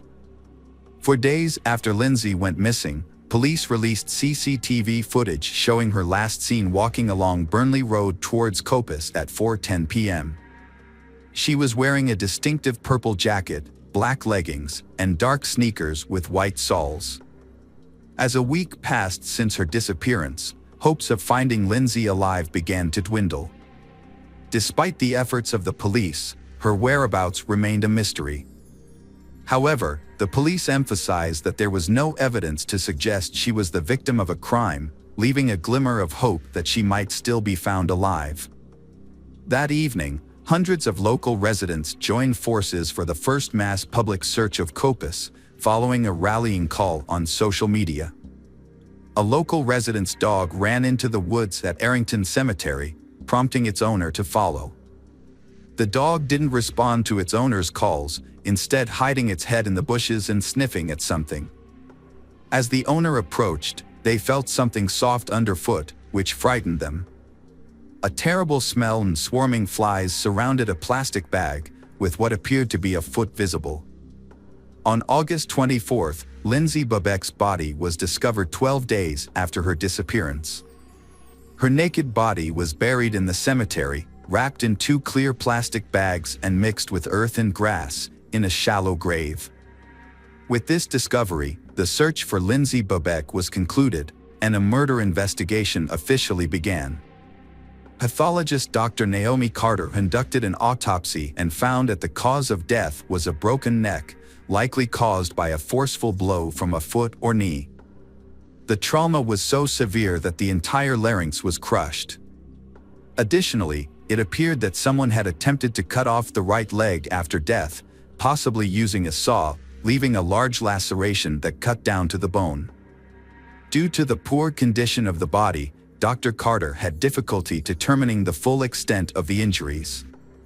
While she couldn't rule out the possibility of sexual activity on the day of the disappearance, the level of decomposition made it impossible to confirm. Before the body was found, the area had been searched by police and community volunteers for several days, but nothing was discovered. A blue wheelie garbage can was spotted in nearby bushes, but its significance was not yet realized at that stage of the investigation. Volunteers searched the cemetery on August 20th at 9 p.m. and found a dumpster with a dark stain that they suspected might be blood. They took pictures and called the police, who arrived to inspect the dumpster. However, the police officers thought the dark stain was just dirt and noted that the dumpster looked new. With no evidence linking it to Lindsay's disappearance, they left it in place. Other clues were found in the cemetery but weren't immediately considered significant. Christine Alderson, a local resident, discovered a bloody cloth on the grass on August 18th while walking her dogs. She believed the blood was fresh but thought it might belong to a homeless man who often visited the area. Judith Bibby, another dog walker, reported seeing what was likely Lindsay's jacket hanging on a barbed wire fence near the Cardiel Hill Trail. On August 25, investigators returned to the crime scene and discovered a yellow-handled saw and a pair of green heavy-duty gloves near Lindsay's grave. The gloves had blood on them and were sent for forensic testing. The test results showed that the gloves contained the perpetrator's DNA on the inside and Lindsay's DNA on the outside of the left glove. Additionally, investigators found a pair of Lindsay's Skechers sneakers in a blue plastic bag in the cemetery. The shoes had been cut along the sole. Further examination revealed that Lindsay's body was wrapped in plastic sheeting, with foliage and grass that didn't match the cemetery grounds between her body and the sheeting. This led investigators to believe that Lindsay's body had been moved from another location. The discovery of the moved body led detectives to recall a blue trash can that had caught the attention of volunteers. Upon reviewing CCTV footage, police officers made a surprising discovery that left the investigation team perplexed. Several images showed a young man pulling a blue wheelie garbage can in the Burley Road area over the course of a few days. A CCTV camera caught the same individual returning to the cemetery on 4 separate occasions. This footage helped identify a suspect. A video of the young man carrying a trash can down the street, possibly containing Lindsay's body, gained widespread attention. The video was broadcast on the news with a request for help identifying the individual, which proved successful. The individual in the video was identified as Rocky Marciano Rocky, a local resident who lived with his parents and 5 siblings on Winnie Hill Road in Arrington.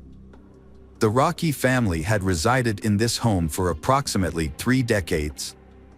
Rocky struggled with a range of mental health issues, including autism, attention deficit disorder, and hyperactivity, which he had experienced since childhood. Additionally, his low IQ presented challenges with learning and communication. Rocky attended an alternative school in Barnoldswick several days a week, where teachers described him as a quiet and nonverbal student. In 2015, a psychologist evaluated Rocky and found he had difficulty understanding his emotions and how they related to events. A 2016 report noted that Rocky was unresponsive to strangers and required constant supervision. According to Timothy Bradley, a teacher at his school, Rocky showed little interest in academics, preferring practical activities. He rarely engaged in conversations, even about topics that interested him. Rocky was physically strong and enjoyed activities like going to the gym, caring for chickens, and playing Xbox. Rocky often seemed detached from reality and unaware of his actions. His attack on Lindsay Bubeck appeared to be motivated by a desire to kill a woman, and she happened to be in the wrong place at the wrong time. The murder was a random act committed by a stranger. On August 12, 2020, 1 year after the crime, Rocky Marciano Rocky went on trial. After an 8-day retrial and 4 hours of deliberation, the jury delivered a unanimous guilty verdict. Rocky, 17, showed no reaction via video link from Her Majesty's Prison, Wetherby. His parents, present in court, also remained expressionless.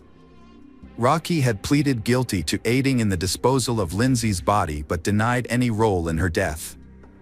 He claimed a male stranger approached him and offered a fee to help bury she. In a prepared statement, Rocky admitted to moving the garbage can and burying the body, but maintained he had no involvement in Lindsay's death. However, evidence collected from his home in Arrington, including identical plastic bags found at Lindsay's grave and a tracksuit matching the one he wore in surveillance footage from August 12, 16, and 17, contradicted his claims.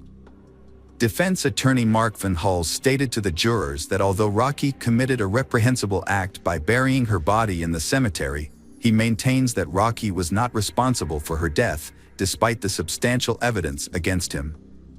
The judge sentenced Rocky to life in prison with a minimum term of 16 years. He will be eligible for release only when the parole board determines he is no longer a danger to society. The judge described the attack as swift and brutal, and stated that Rocky clearly intended to kill a woman who was walking in the area just minutes before Lindsay's murder. Security footage shows that Rocky Price made 2 return visits to the location where Lindsay was killed on the evening of August 12. At 6:55 p.m., he was captured on CCTV carrying a black backpack, likely containing a saw to dismember the victim's body. At 8:28 p.m., he was seen at the same location, where he would eventually dispose of the body.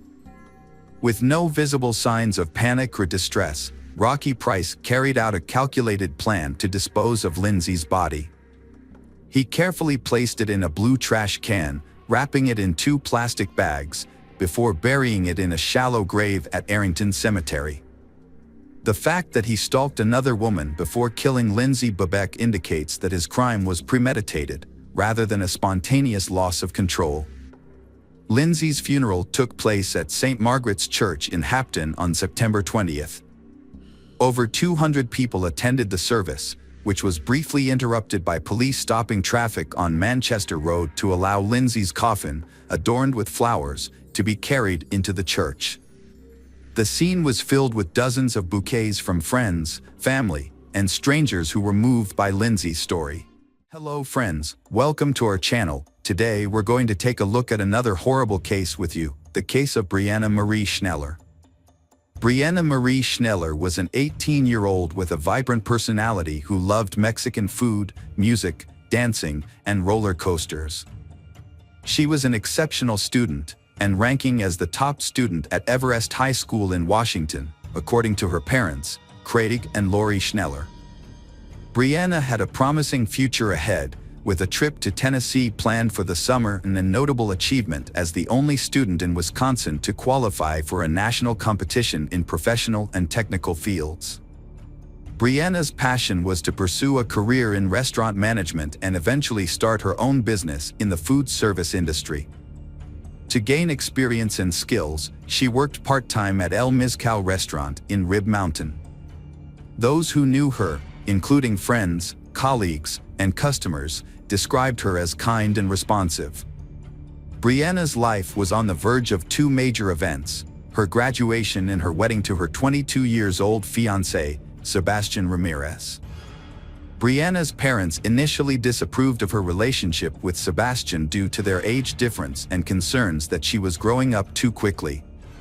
However, after getting to know Sebastian better, they began to trust him and saw that he genuinely loved Brianna and had serious plans for their future together.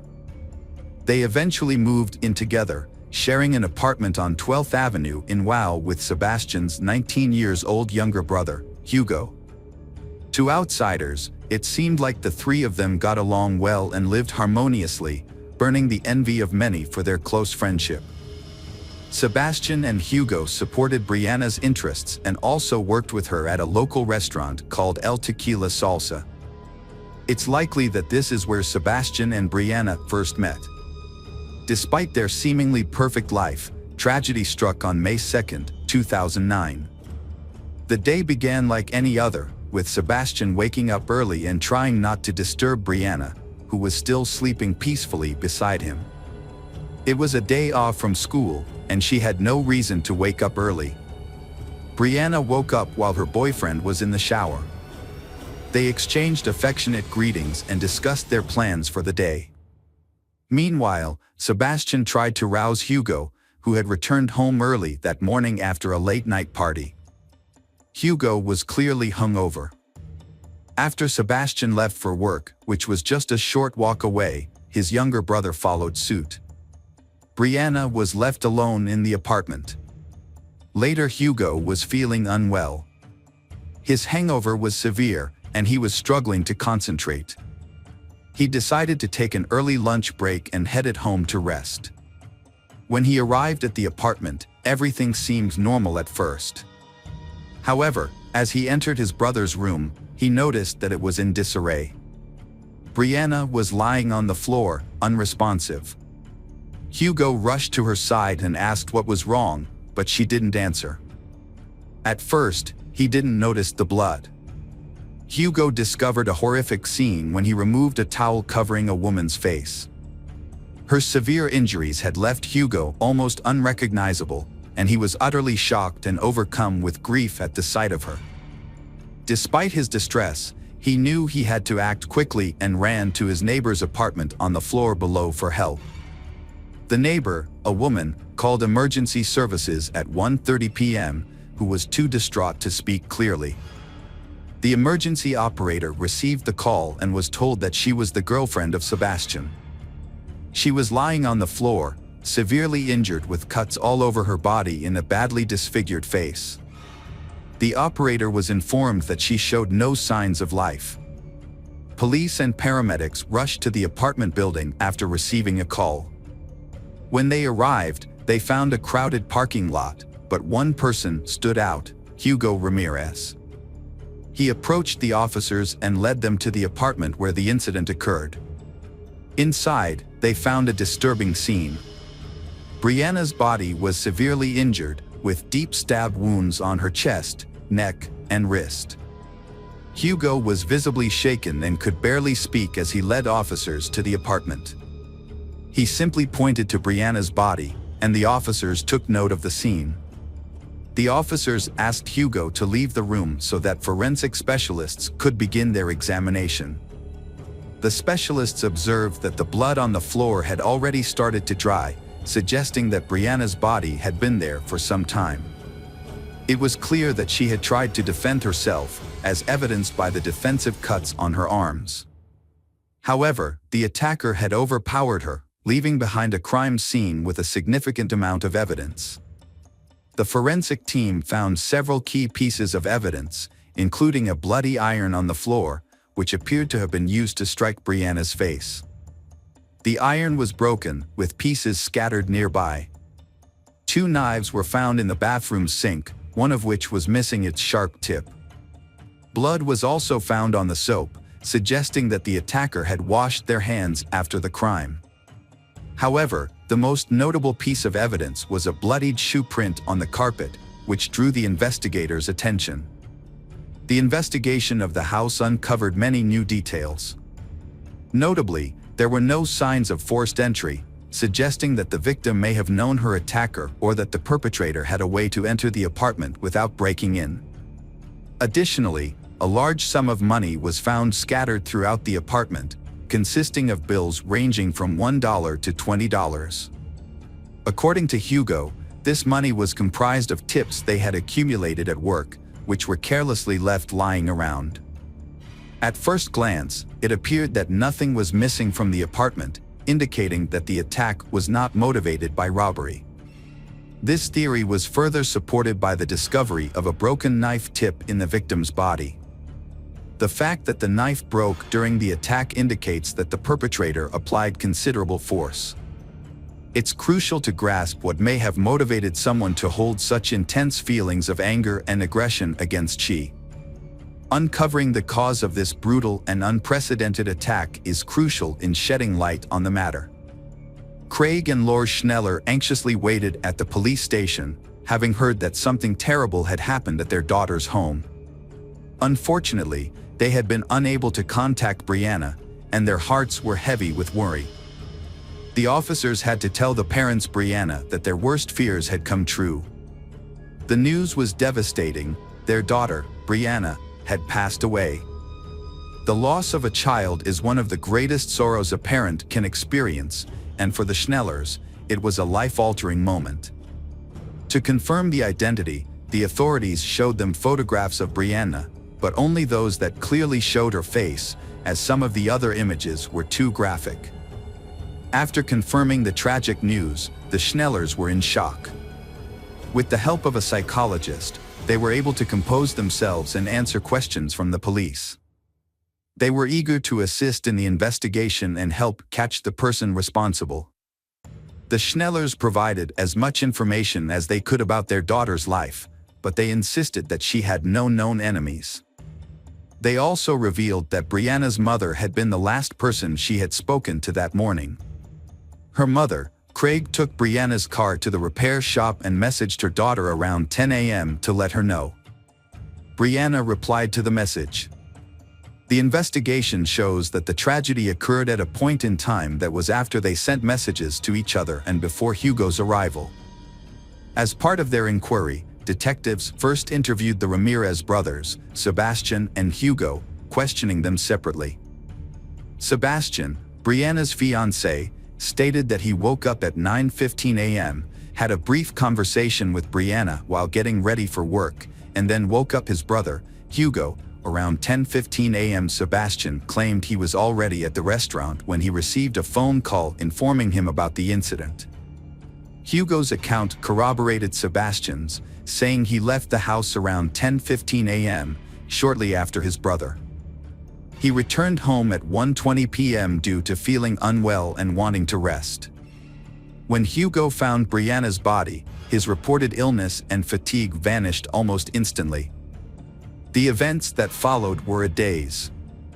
He was so shocked that he couldn't think clearly about how to respond. His mind went blank and his hands shook uncontrollably, prompting him to seek help from a neighbor.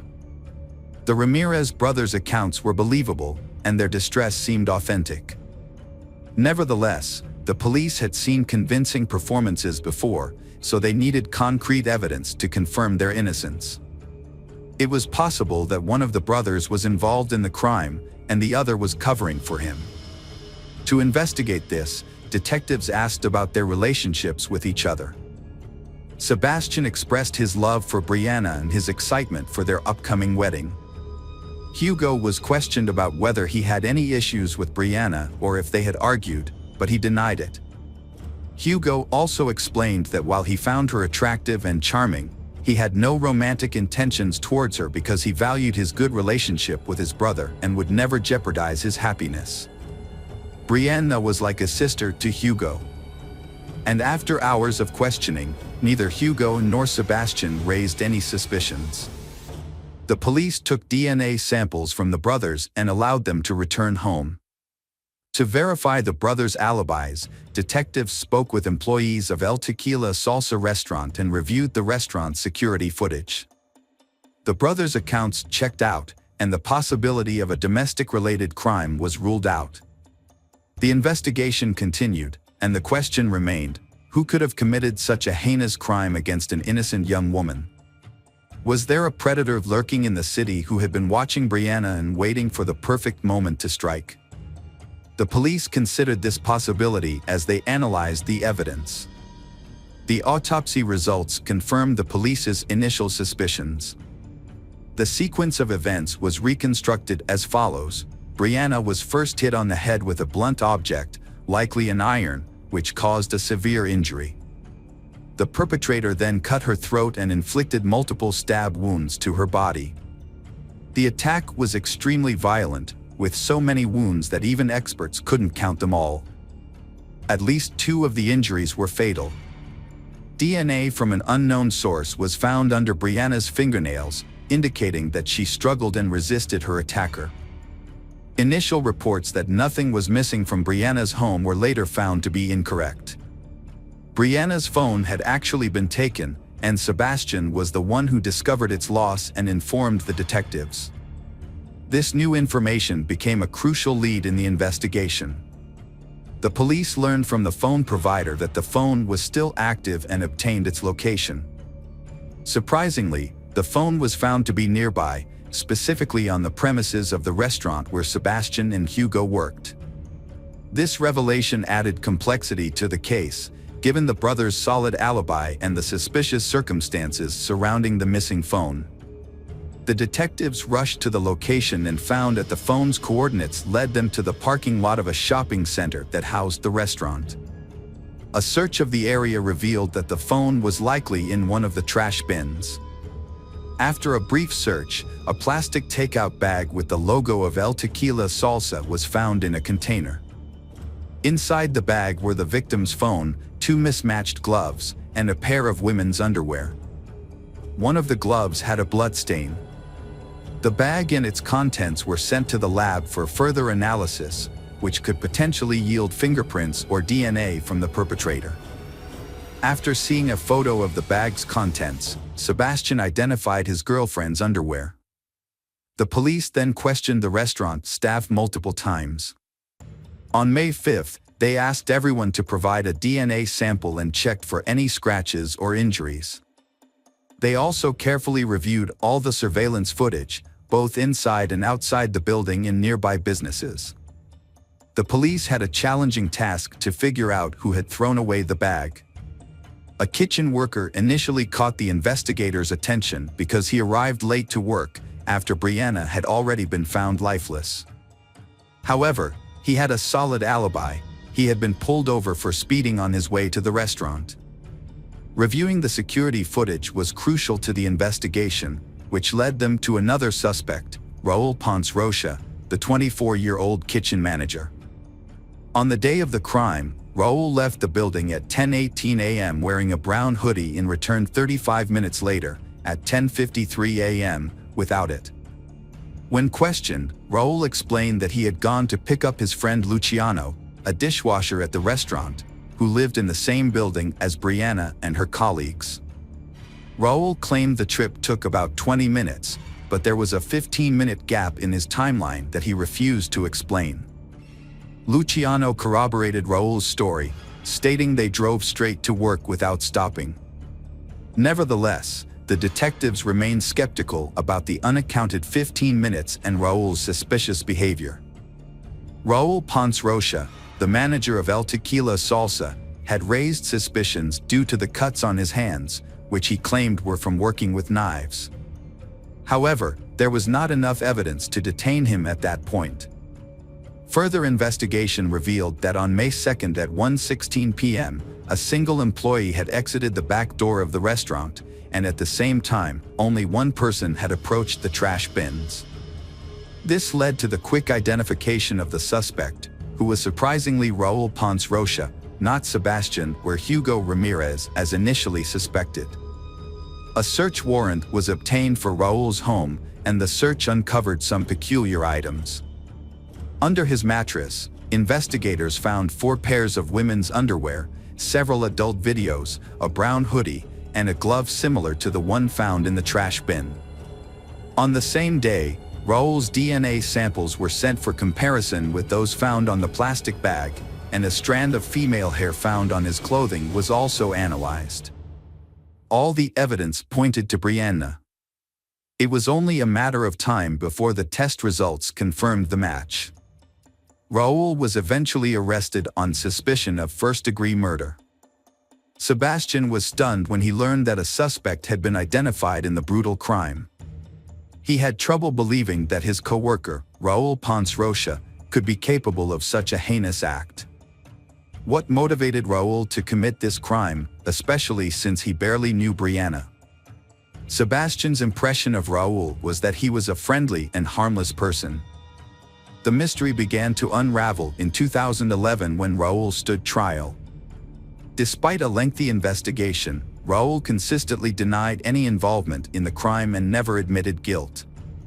However, the prosecution presented strong evidence that contradicted his claims. Raul's DNA was found on several key pieces of evidence, including the iron, knives, a plastic bag, and its contents, as well as under Brianna's fingernails. A shoe print at the crime scene also matched Raul's shoes. The evidence pieced together the events of May 2, 2009. On his way to work that day, Raul passed by Brianna's house, a place that had long fascinated him. Assuming she was out, since her car was not in the driveway, he took advantage of the opportunity to break into her apartment and take what he wanted. Raul had a disturbing habit of collecting women's underwear, with evidence found hidden under his mattress. On the day of the incident, Raul left work, supposedly to pick up his friend Luciano, but instead entered Brianna's apartment without warning. He easily gained entry, suggesting he may have had a key, and went directly to Brianna's room, where he began rummaging through her belongings. When Brianna confronted him, Raul was likely caught off guard and feared being recognized. Panicked, he grabbed the nearest object, an iron, and used it to strike her. He then escalated the violence by slashing her throat with a knife and inflicting multiple other injuries. The investigation found that the killer appeared to take pleasure in the brutal act, as evidenced by the numerous and excessive wounds inflicted on the victim. The attacker also used multiple knives during the assault. After committing the crime, Raul attempted to cover his tracks by washing his hands and removing his jacket, which was likely stained with blood. He then calmly returned to work, pretending nothing had happened, and drove Luciano to the restaurant as planned. Raul took advantage of the lunch break to dispose of the evidence bag in a trash bin, which was captured on the kitchen's video recordings. Before the trial, Raul admitted to meeting with Brianna but claimed he didn't kill her. However, he suspected someone else might have and named a former restaurant employee. Raul stated that he saw this acquaintance, Sergio, at Brianna's house on the day she died. This confirmed that Raul had indeed entered the Ramirez apartment. However, when Raul left, Sergio stayed behind and had an argument with Brianna. Raul's statement raised more questions and led to further investigations. The authorities verified the information and managed to contact Sergio, who was abroad at the time. Sergio appeared at the trial and testified that he was not involved in Brianna's death. He proved that he was not in the country on the day of the crime, as he had left weeks earlier to care for his ill father in Mexico. It became clear that Raul had hoped to falsely accuse Sergio and create doubt among the jurors. However, his plan failed, and Raul's actions showed that he had no qualms about accusing an innocent person of a heinous crime, and he felt no remorse for his actions. The trial of Raul Ponce Rocha drew a large crowd, including Brianna's family members and her friends Sebastian and Hugo. The young men struggled to keep their emotions in check, prompting officers to intervene multiple times to restore calm. In the end, Raul was found guilty of murdering Brianna Schneller and burglary, and was sentenced to life in prison without the possibility of parole. He is currently serving his sentence at a correctional facility in Wisconsin. After the verdict, Brianna's father expressed his gratitude that justice had been served. He shared that he still keeps a Father's Day card Brianna gave him and cherishes every memory of her. Hello friends, welcome to our channel. Today we're going to take a look at another horrible case with you. The case of Lindsay Wilson. Lindsay Wilson was a kind and loving young woman. Lindsay had a deep-seated need for connection and love. Her major misstep was that she misjudged her partner and invested herself in their toxic relationship. Lindsay was 17 when she found out she was pregnant. Growing up in a loving and supportive family, she had never expected to become a mother so young. Although she was emotionally mature. What made it even more difficult was that her boyfriend, whom she had been dating since she was 13, abandoned her as soon as he learned he was going to be a father. His sudden departure left Lindsay feeling both upset and scared. Lindsay was all too familiar with the physical and financial strains of motherhood. Her family, the Wilsons, were loving and close-knit, but they had often struggled to make ends meet. Despite their financial challenges, Lindsay's parents had always worked hard to provide for their children. When Lindsay met Mitchell, 5 months into her pregnancy, she felt like she had been given a rare gift. Mitchell, who was 20 years old at the time, was attentive, caring, and gentle. What impressed Lindsay most was that her pregnancy didn't deter him. Instead, he was eager to be involved and supportive. Mitchell told Lindsay that he had fallen in love with her at first sight and wanted to spend the rest of his life with her, raising her child as his own. To show his commitment, Mitchell began working overtime to ensure that Lindsay and their unborn child would not have to worry about anything. 20-year-old Mitchell was a true gentleman. He was attentive and loving to Lindsay, despite her delicate condition.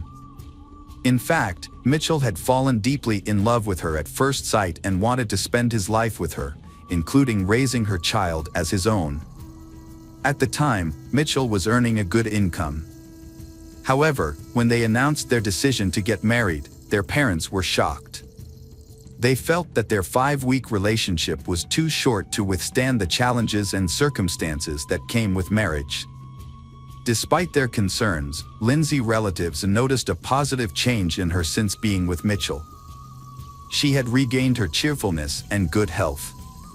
However, some of them found Mitchell's behavior to be a bit insincere. Nevertheless, no one interfered with their decision to get married, and instead chose to keep their doubts to themselves. The wedding took place in August 1995, surrounded by a small, intimate group of family and friends, mostly from the bride's side. The groom's side was noticeably underrepresented, with only his parents, a brother, and 2 friends in attendance. Despite the celebratory atmosphere, Lindsay relatives couldn't shake off their uneasy feelings about the union. However, Lindsay herself was over the moon, believing she had found her perfect match. As the evening wore on, their happiness was short-lived. A disagreement erupted, and the newlyweds' argument played out in front of their guests. The reason for Mitchell's outburst seemed trivial, and his reaction was disproportionately intense. The situation escalated, with Mitchell grasping Lindsay's hand and violently shaking her, leaving everyone in attendance stunned and uncomfortable. Mitchell appeared agitated and threatening, causing concern.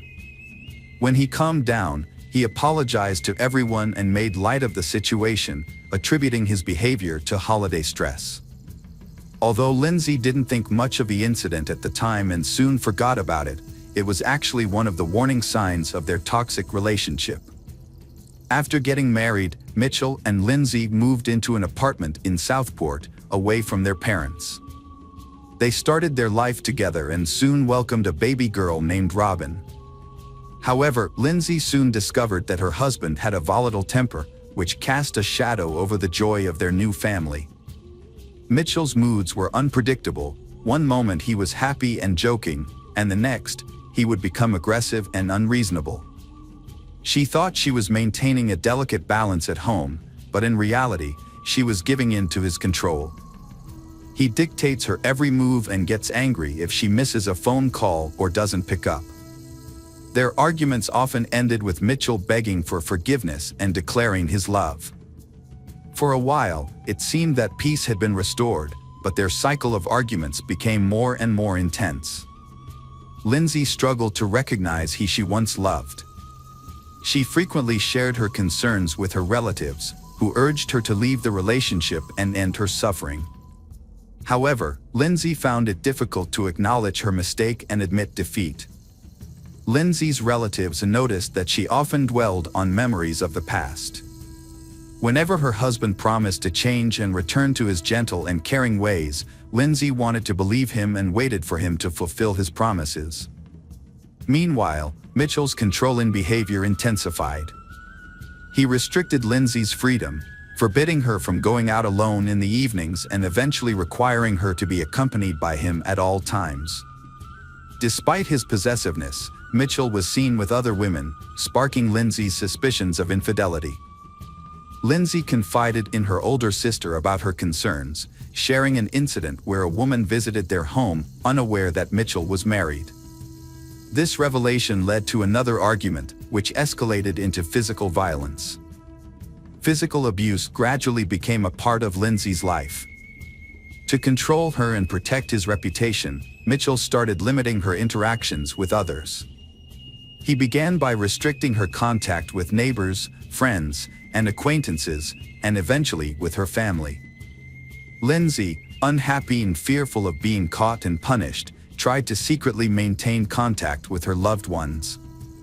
Despite the problems in their relationship, Lindsay stayed with Mitchell. One reason was the comfortable life he provided. He had a good income, supported her and their child, and paid the bills, leaving her without any financial worries. Lindsay's life changed dramatically when she found herself pregnant again. Although her husband, Mitchell, was a good father to her daughter from a previous relationship, she felt that having another child would be unwise in their current circumstances. She decided to have an abortion. When Mitchell found out about her decision, he became furious and verbally and physically abused her. Lindsay packed her belongings and took her daughter to her parents' home. Her family was relieved to see her. At first, Lindsay was happy to be apart from her husband, Mitchell. But over time, she started to miss him. Mitchell, eager to win her back, would call her constantly, begging her to return. Despite initial reservations, Lindsay was eventually won over by Mitchell's claims that he had changed. Everything seems to be back to normal, they are even looking forward to another child. However, their happiness was short-lived. After 6 months, Mitchell's violent temper flared up again. Although he didn't harm Lindsay, who was pregnant at the time, he unleashed his fury on their apartment.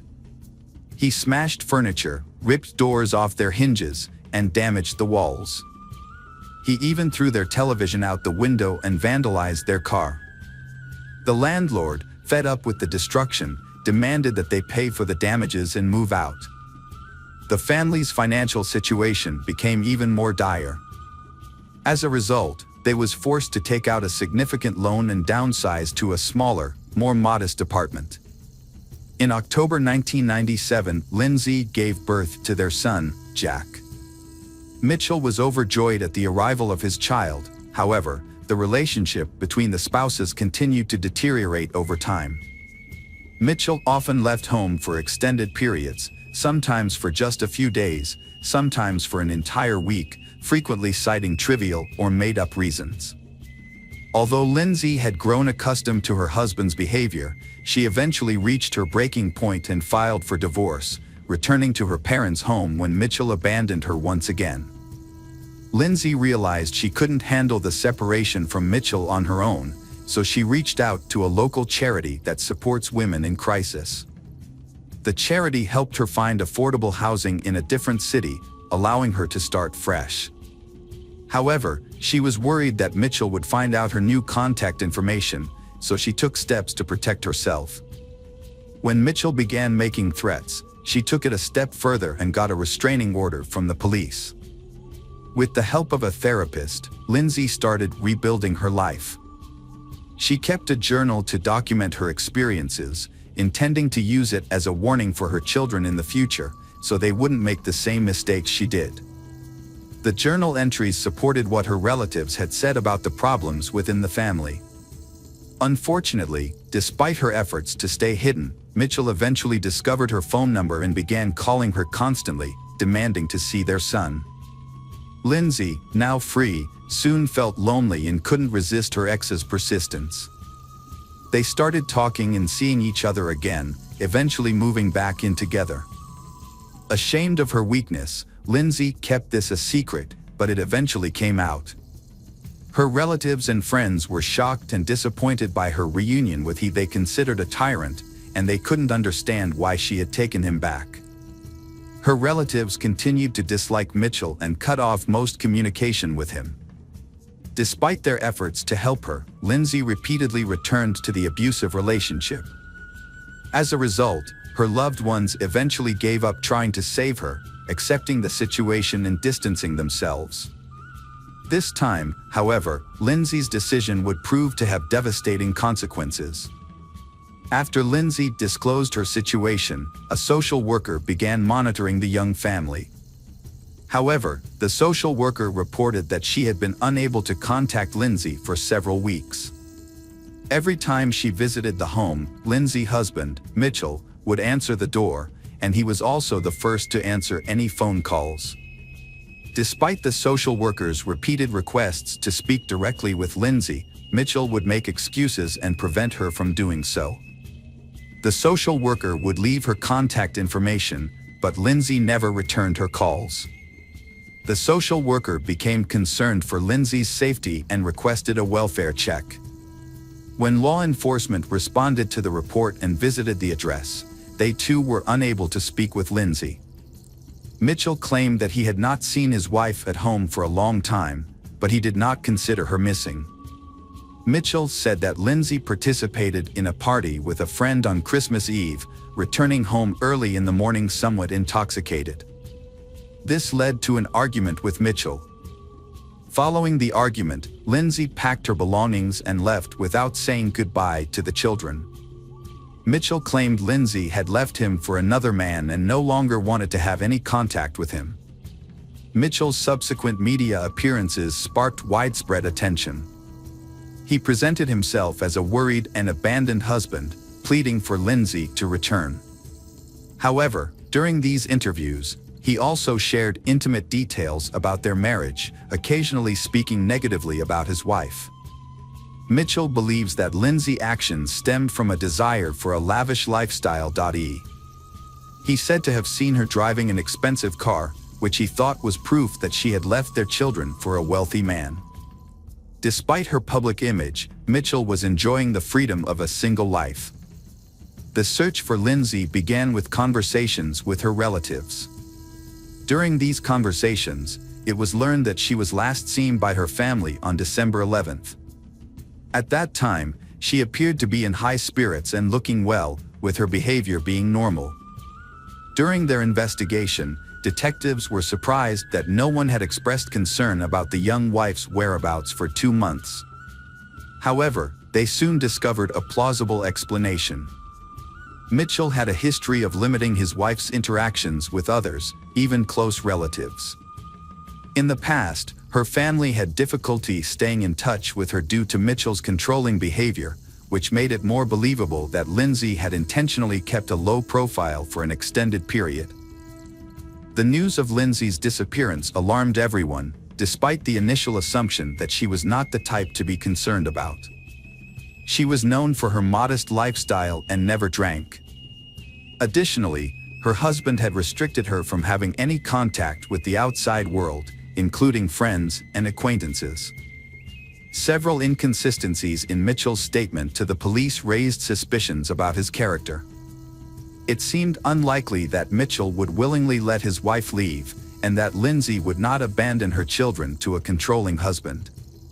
To clarify the situation, the police conducted a thorough investigation, interviewing all of Lindsay's acquaintances and searching for anyone who may have seen her after the family gathering. They also questioned their neighbors and obtained surveillance footage from the residential complex and surrounding areas. Lindsay's disappearance was not immediately noticed, and by the time it was. However, investigators later discovered that she was last seen in person on December 15th at the local post office, where she sent several letters and postcards. Her older sister confirmed that they met that day, despite Mitchell's disapproval. During their brief conversation over tea, Lindsay handed her sister a note and asked her to read it later. Unfortunately, the sister forgot about the note in her purse and was unable to find it later, leaving its contents a mystery. As the months passed, investigators grew increasingly suspicious that she was no longer alive, given her prolonged absence and lack of contact. Although they couldn't charge Mitchell without sufficient evidence, their suspicions about him intensified as they learned more about their history and relationship. Lindsay's parents and detectives suspected Mitchell was involved in her disappearance, but lacked concrete evidence. Searches at their home and nearby turned up nothing. In a televised interview, Mitchell denied any wrongdoing, even claiming Lindsay's family would eventually apologize for suspecting him. Just before the holidays, Mitchell sent a postcard in hair dye to the lead investigator. The postcard's sarcastic message mocked the detective, implying he needed confidence and to cover his gray hair. This gesture showcased Mitchell's arrogance, despite portraying himself as a victim in the media. The investigation team held an interview to clarify some aspects of the case, but they didn't reveal all the details. They suggested that Mitchell Key, a well-known family man, was not what he seemed to be. In 2000, Mitchell Key found himself at the center of a scandal when it was discovered that he had been forging his wife's signature to claim social benefits. Although this revelation indirectly supported the theory that he was involved in Lindsay's disappearance, the investigators had trouble making progress due to Mitchell's popularity. Many people defended him, arguing that as a single father, he needed financial assistance. Despite this, the detectives were able to charge him with fraud. Mitchell was found guilty and sentenced to a month of community service. Mitchell's situation took a turn for the worse. The forged signature of his missing wife raised more than a few eyebrows, and the public's outrage grew. As the criticism mounted, Mitchell's composure began to fray, and he lashed out at the media for invading his personal life. In a groundbreaking development, a visitor to an amusement park on June 1, 2000, stumbled upon a disturbing discovery that rekindled the Lindsay disappearance case. Their dog's strange behavior near the roller coaster led to the discovery of human remains. Forensic analysis confirmed the remains belonged to Lindsay, revealing she had been the victim of a violent crime. This breakthrough shifted the investigation's focus to finding the person responsible. On June 7, Mitchell was questioned by detectives for over 36 hours, during which time he eventually cracked under the pressure and confessed to murdering and dismembering his wife. According to his testimony, Lindsay had asked for a divorce on December 15, 1998, after meeting with her sister. This request enraged Mitchell, causing him to attack and strangle her in front of their children. He then hid her body in their bedroom, taking steps to conceal the smell. Realizing he needed help to dispose of the body, Mitchell turned to his brother Elliot, a butcher, for assistance. Although Elliot was initially hesitant, Mitchell eventually convinced him to help. While their children played in the next room, the brothers dismembered Lindsay's body and later scattered her remains throughout the city. The murderer showed no remorse or empathy during his confession. Instead, he seemed to take pride in his actions, saying that without his confession, they would never have been able to prove his guilt. He then led the authorities to the locations where he had hidden the victim's body parts. Unfortunately, her head and one hand were never found. The forensic examination confirmed that all of those of Lindsay, leaving no doubt about Mitchell's guilt. The trial of the Mitchell brothers took place in January 2001 and was a relatively straightforward process. Mitchell was found guilty of first-degree murder and received a life sentence with the possibility of parole after 17 years. A court-appointed psychiatrist observed that Mitchell displayed classic characteristics of a narcissist with sadistic tendencies. Elliot, Mitchell's brother, was sentenced to 7 years in prison for his role in covering up the crime. Lindsay's children were taken care of by her grandparents, who gave them their last name. 3 months after the sentence, the Wilson family faced another tragedy when one of Lindsay's older brothers, unable to cope with the loss, took his own life in the family's attic. In his goodbye note, he expressed his desire to reunite with Lindsay, saying he saw no point in living in a world he considered cruel. As of 2017, Mitchell Key, Lindsay's murderer, became eligible for parole, but as of January 2023, his parole requests have been denied 3 times. Welcome back, detectives. Let's dive into another horrible case, the case of Fusako Sano. Nobuyuki was born on July 15, 1962, in the Japanese prefecture of Niigata. He grew up in a wealthy family. His family's business, related to passenger transportation, was very successful, thanks to his 62-year-old father. Nobuyuki was a late child, with 5 half-siblings from his father's previous marriage. However, he is not really close to them. As a result, he grew up to be a spoiled and demanding child who always expected to get his own way, immediately. Nobuyuki often becomes aggressive when his expectations are not met in a timely manner. One notable incident occurred. He threw a tantrum in a store, punching his mother when she refused to buy him another toy. Nobuyuki struggled to form relationships with his peers due to his complicated and sometimes unusual behavior. He was also self-conscious about his height, which often caused him to hunch over. This behavior caused his classmates to tease him and give him unflattering nicknames. Despite this, Nobuyuki's family resided in a luxurious 2-story European-style house, which featured a spacious room specifically designed for him. The boy was uncomfortable in the room, fidgeting and expressing fear of being alone. This behavior led his parents to take him to see a doctor. After an initial review, he was referred to a psychiatrist who diagnosed him with multiple disorders, a fear of the dark, a fear of germs and dirt, and a unique of autophobia, fear of loneliness, sociophobia, anxiety related to social interactions. Essentially, he feared both being alone and being around others. As a result, he became a loner in high school, never forming close relationships with classmates, and never having a girlfriend despite his attractive appearance.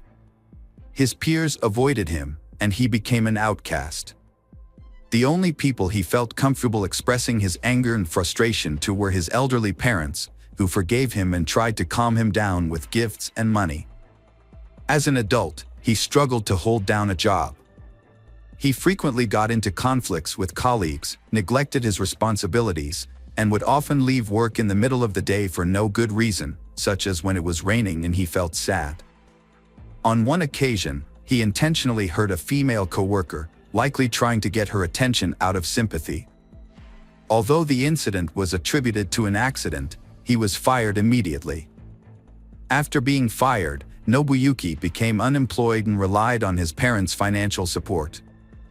Over time, he became increasingly reclusive, rarely leaving his room, and frequently clashed with his parents.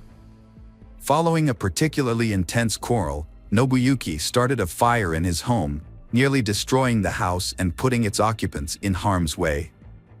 Nobuyuki was later admitted to a psychiatric clinic for treatment, where he was diagnosed with a depressive disorder, uncontrollable outbursts of aggression, and signs of misogyny, extreme dislike and hatred of women.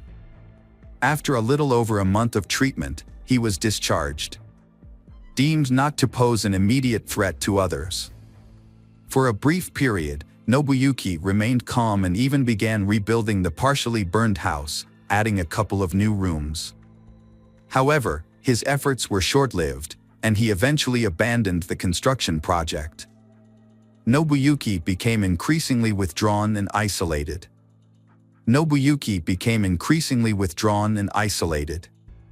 He spent most of his time in his room, watching TV. He not only forbade his parents from entering his room, but also the second floor of the house.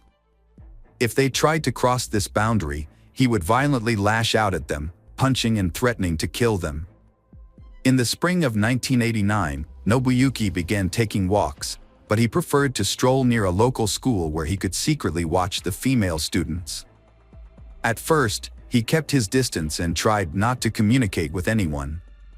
However, one day, he suddenly grabbed a young girl, who was only 9 years old, and threw her over his shoulder as she was leaving the school gate.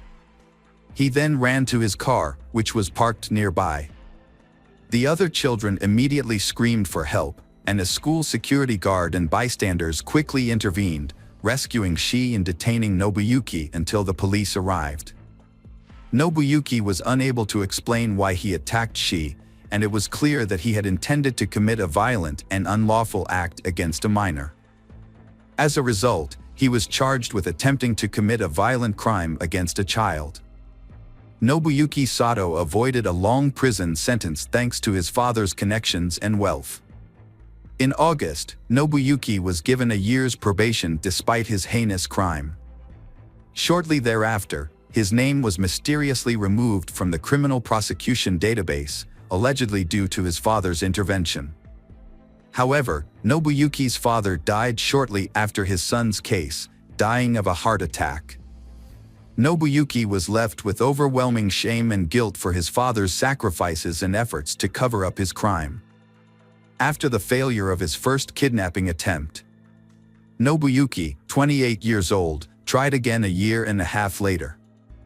This time, he carefully planned the crime and remained under the police radar for an extended period. On November 13, 1990, Nobuyuki set out on a hunting trip around the city. In the evening, as darkness fell, he spotted 9-year-old Fusako Sano, who had stayed late after school due to a sports event, walking alone on a deserted road. Nobuyuki quickly pulled over in front of her, got out of the car with a knife, and grabbed Fusako. He threatened to slit her throat if she tried to scream or run away.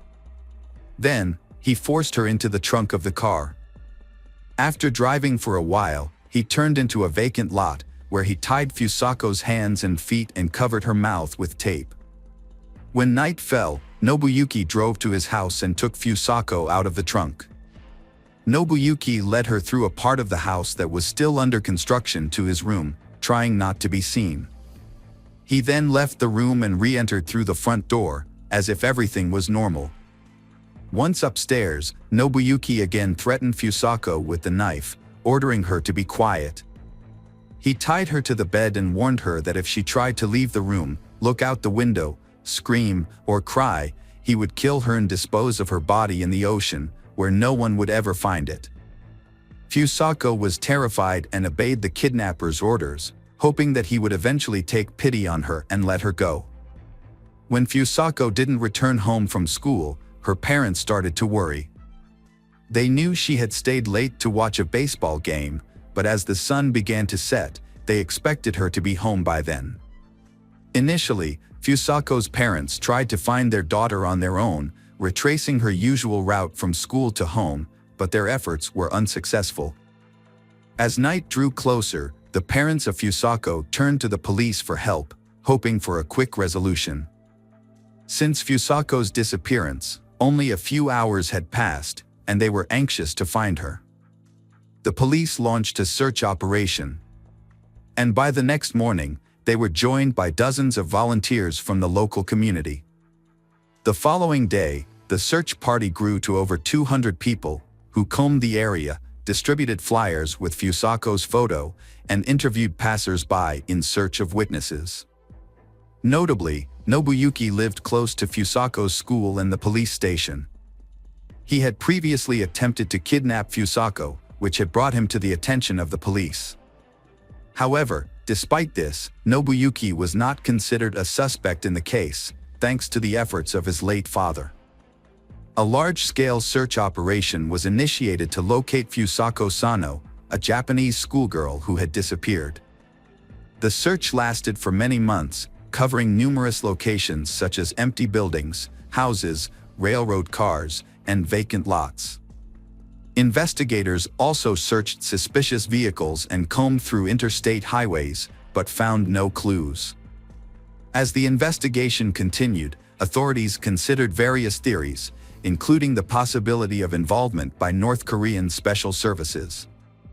However, despite their efforts, the search was unsuccessful, and Fusako remained missing.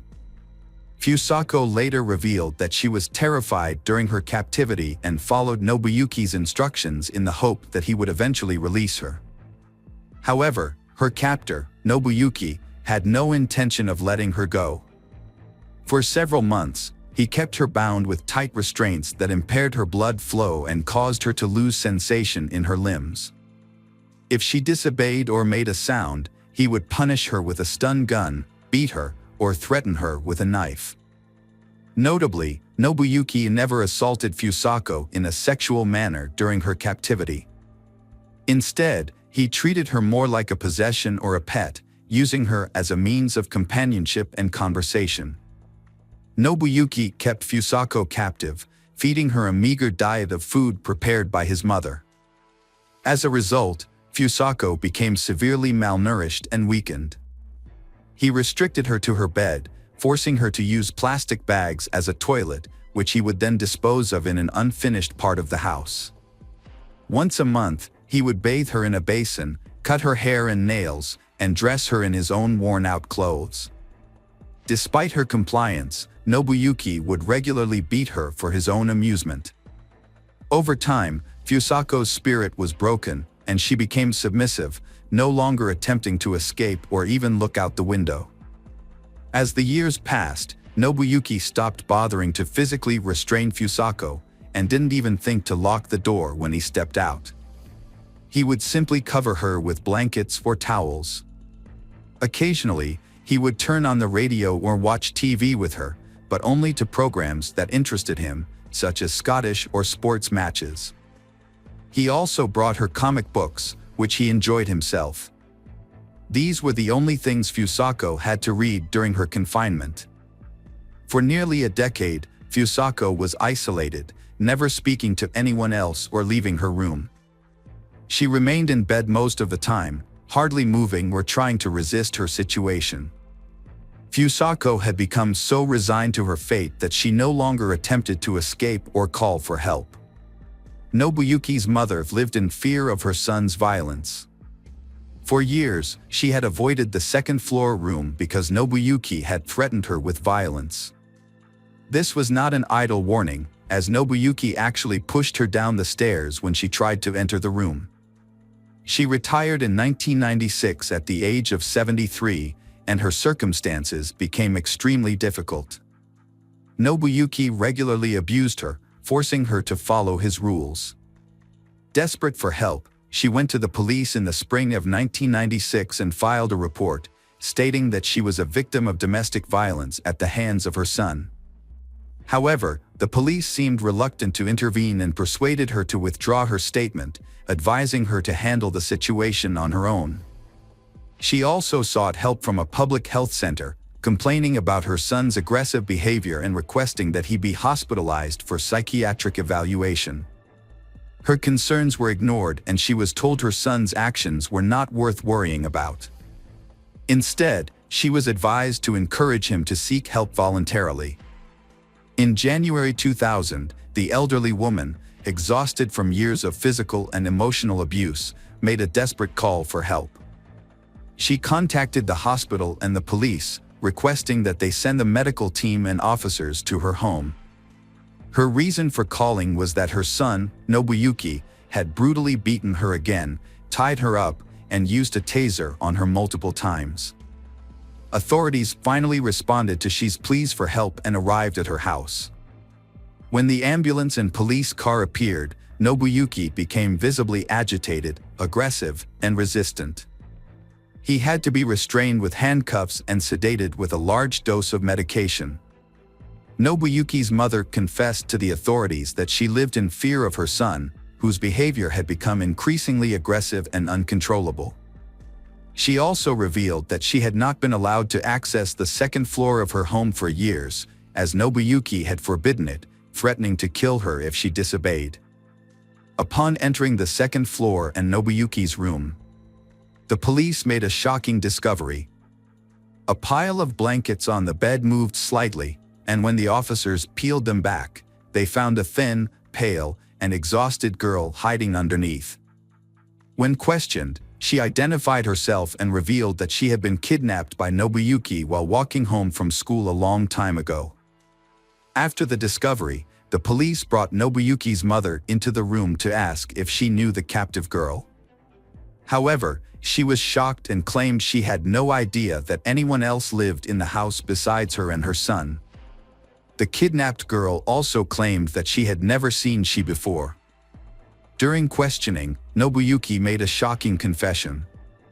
He recalled the day he saw Fusako on the road and thought she was cute, so he decided to take her home with him. According to Nobuyuki, he took care of Fusako, feeding her, washing her, dressing her, and reading her comic books.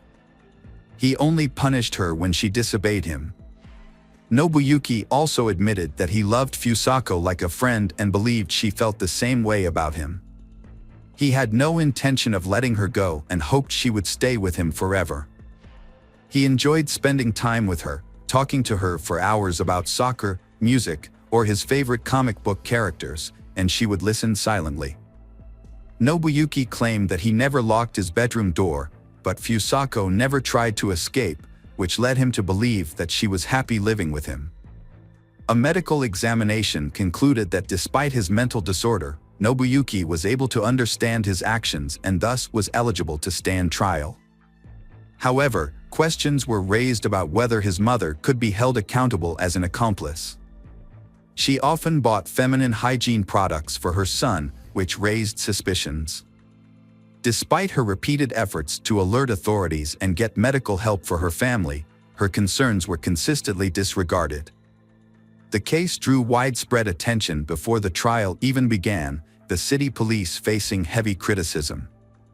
Nobuyuki had previously been prosecuted for attempting to kidnap a schoolgirl.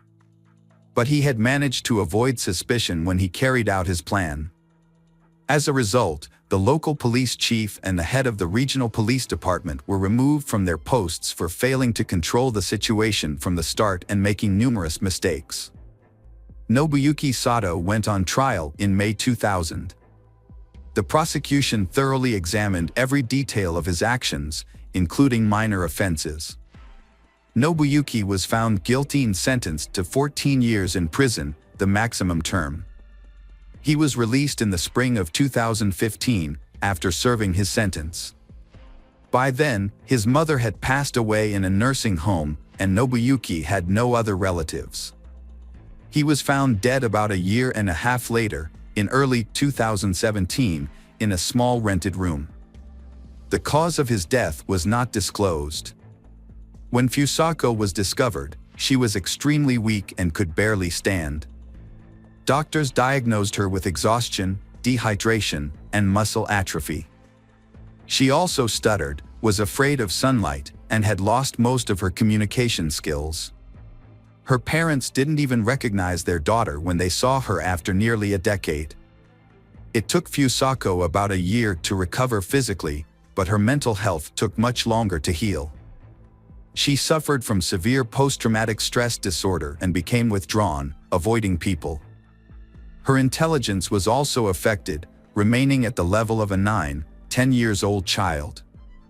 Her parents took her out of town, changed her name to Sachiko Yamada, and refused to speak to the press.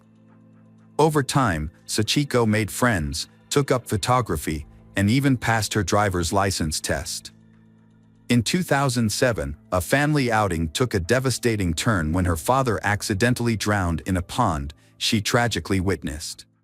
Hi everyone, thanks for returning. Let's unravel another perplexing mystery.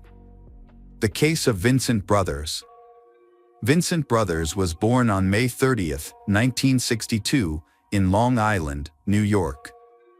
From a young age, he was known for his charisma, reliability, and diligence. He also served in the Marine Corps Reserves. After graduating from Norfolk State University, Vincent moved to California in the mid-1980s to pursue further education and eventually earned a master's degree.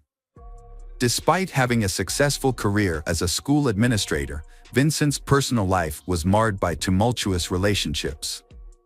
His two previous marriages ended in divorce. In 1988, while working at California State University in Bakersfield, Vincent had a daughter with his girlfriend. He took his girlfriend to court to establish paternity and was eventually awarded custody and visitation rights.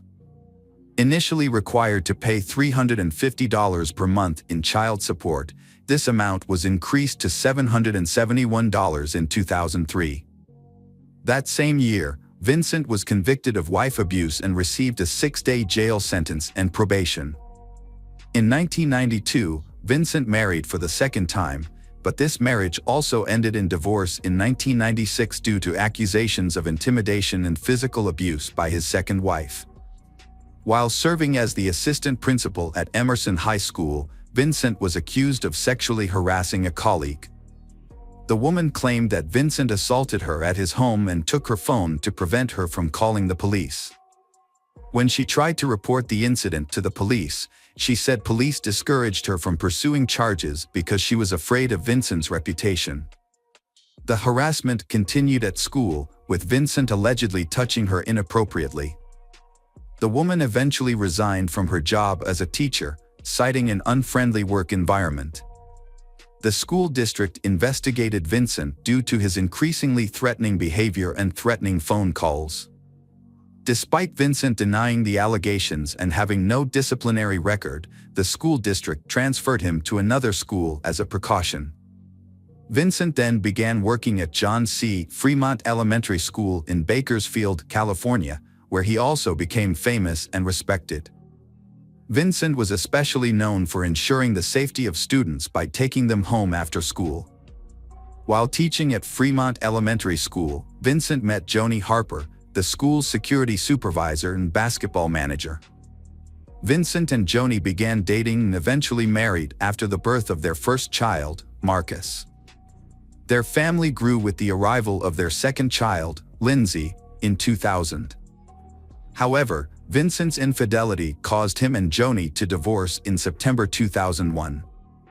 2 years later, Vincent and Joni remarried in secret, and their third child, Marshall, was born 4 months later. Joni eventually opened up to her friends about the problems in her marriage. Unlike before, she expressed her fear that Vincent might harm her. However, to those around them, Vincent's family appeared happy and actively involved in the community, often attending local events and maintaining good relationships with others. From the outside, Joni and Vincent's marriage seemed stable. Joni continued to work as a basketball manager, pursuing her passion. However, no one expected that the tragic events hidden behind the family's happy exterior would soon emerge. 3 months before the tragic event, Vincent had moved out of the house due to frequent arguments with his mother-in-law, Ernestine. On July 6, 2003, Joni attended a church service with her 3 children, Marcus, Lindsay, and 6-week-old Marshall, as well as her mother, Ernestine. The family had lunch at Black Angus after the ceremony, then returned home for a nap. As was their custom, Joni and the children stayed in one bedroom, while Ernestine stayed in another room in the house. Tragically, the family was attacked in their home. The killer easily entered the house without signs of forced entry and shot Joni twice in the head while she was in the bedroom. Lindsay was also shot in the back. The noise alerted Ernestine, causing her to quickly arm herself with a .38 revolver and move toward the hallway to investigate. Unfortunately, she was killed before she could defend herself. The attacker shot Ernestine twice in the face, causing her to collapse in the hallway outside her bedroom. The attacker then entered the room and shot Marcus, followed by a fatal shot to the baby's back. Each shot was aimed very carefully. Instead of fleeing the scene immediately, the attacker went to the kitchen to get a knife and then returned to the bedroom. There, the attacker stabbed the victims multiple times in the back. On July 8, 2003, Kelsey Spann, Joni's best friend, became worried when she had not heard from Joni, Ernestine, and Joni's children since they went to church the previous Sunday. Kelsey decided to go to Joni's house to check on them using the key Joni had given her. When she tried to unlock the door, she found it difficult to open due to an obstacle.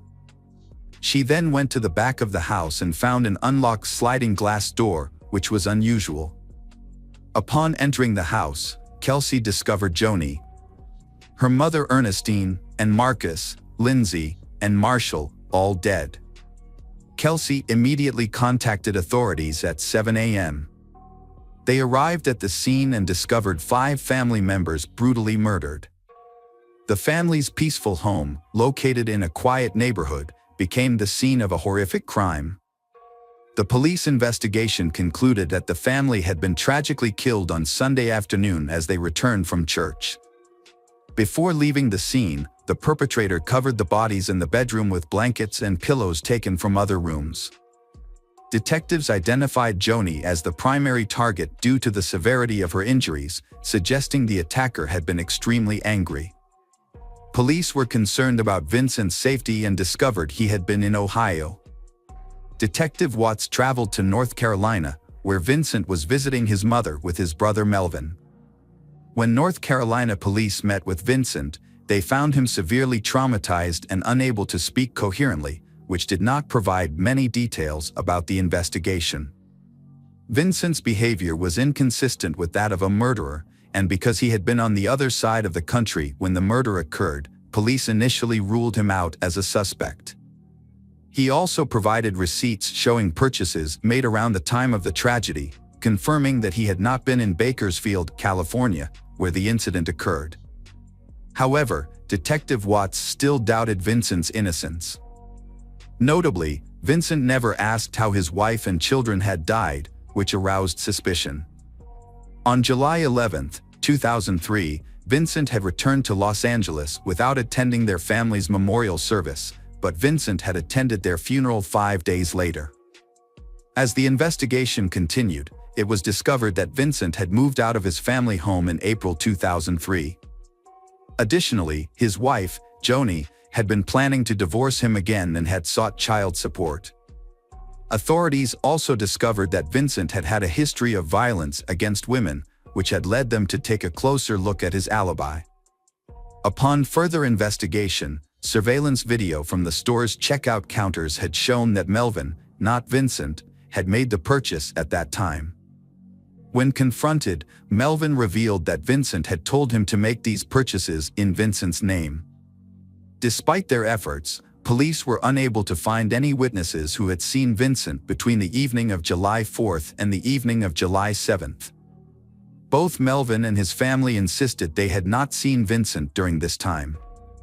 Although there was no direct evidence linking Vincent to the murder, police discovered he had some suspicious activities. Vincent had rented a car when he had arrived in Columbus, Ohio, and he had stayed at his brother's house.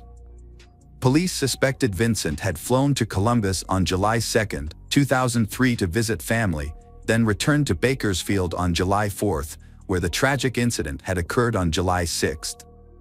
He was supposed to return to Ohio on July 7 and had arrived late that evening. Law enforcement had conducted a thorough inspection of the Dodge vehicle, paying special attention to its radiator and air filter. To help identify insects found in the car, investigators had enlisted the expertise of Dr. Lynn Kimsey from the Bohart Museum of Entomology at the University of California, Davis. Dr. Kimsey carefully had analyzed the insects and identified more than 100 species, including several species found only in the western region beyond the Rocky Mountains. The presence of some insects suggested that Vincent had moved at night. By carefully analyzing the insects, Dr. Kimsey had been able to plot a path that showed the car had traveled west from Ohio. Investigators later had tracked down the 5 previous car renters and confirmed that none of them had driven the car to California or near the Rocky Mountains. Police also had examined photographic evidence and found the end of a rubber glove in the laundry room. DNA testing showed a match. It belonged to none other than Vincent Brothers. Detective Watts had discovered that Vincent had been planning to leave town and had begun selling his assets, including putting his house on the market. As a result, Vincent had been arrested on April 30, 2004 and charged with 5 counts of first-degree murder.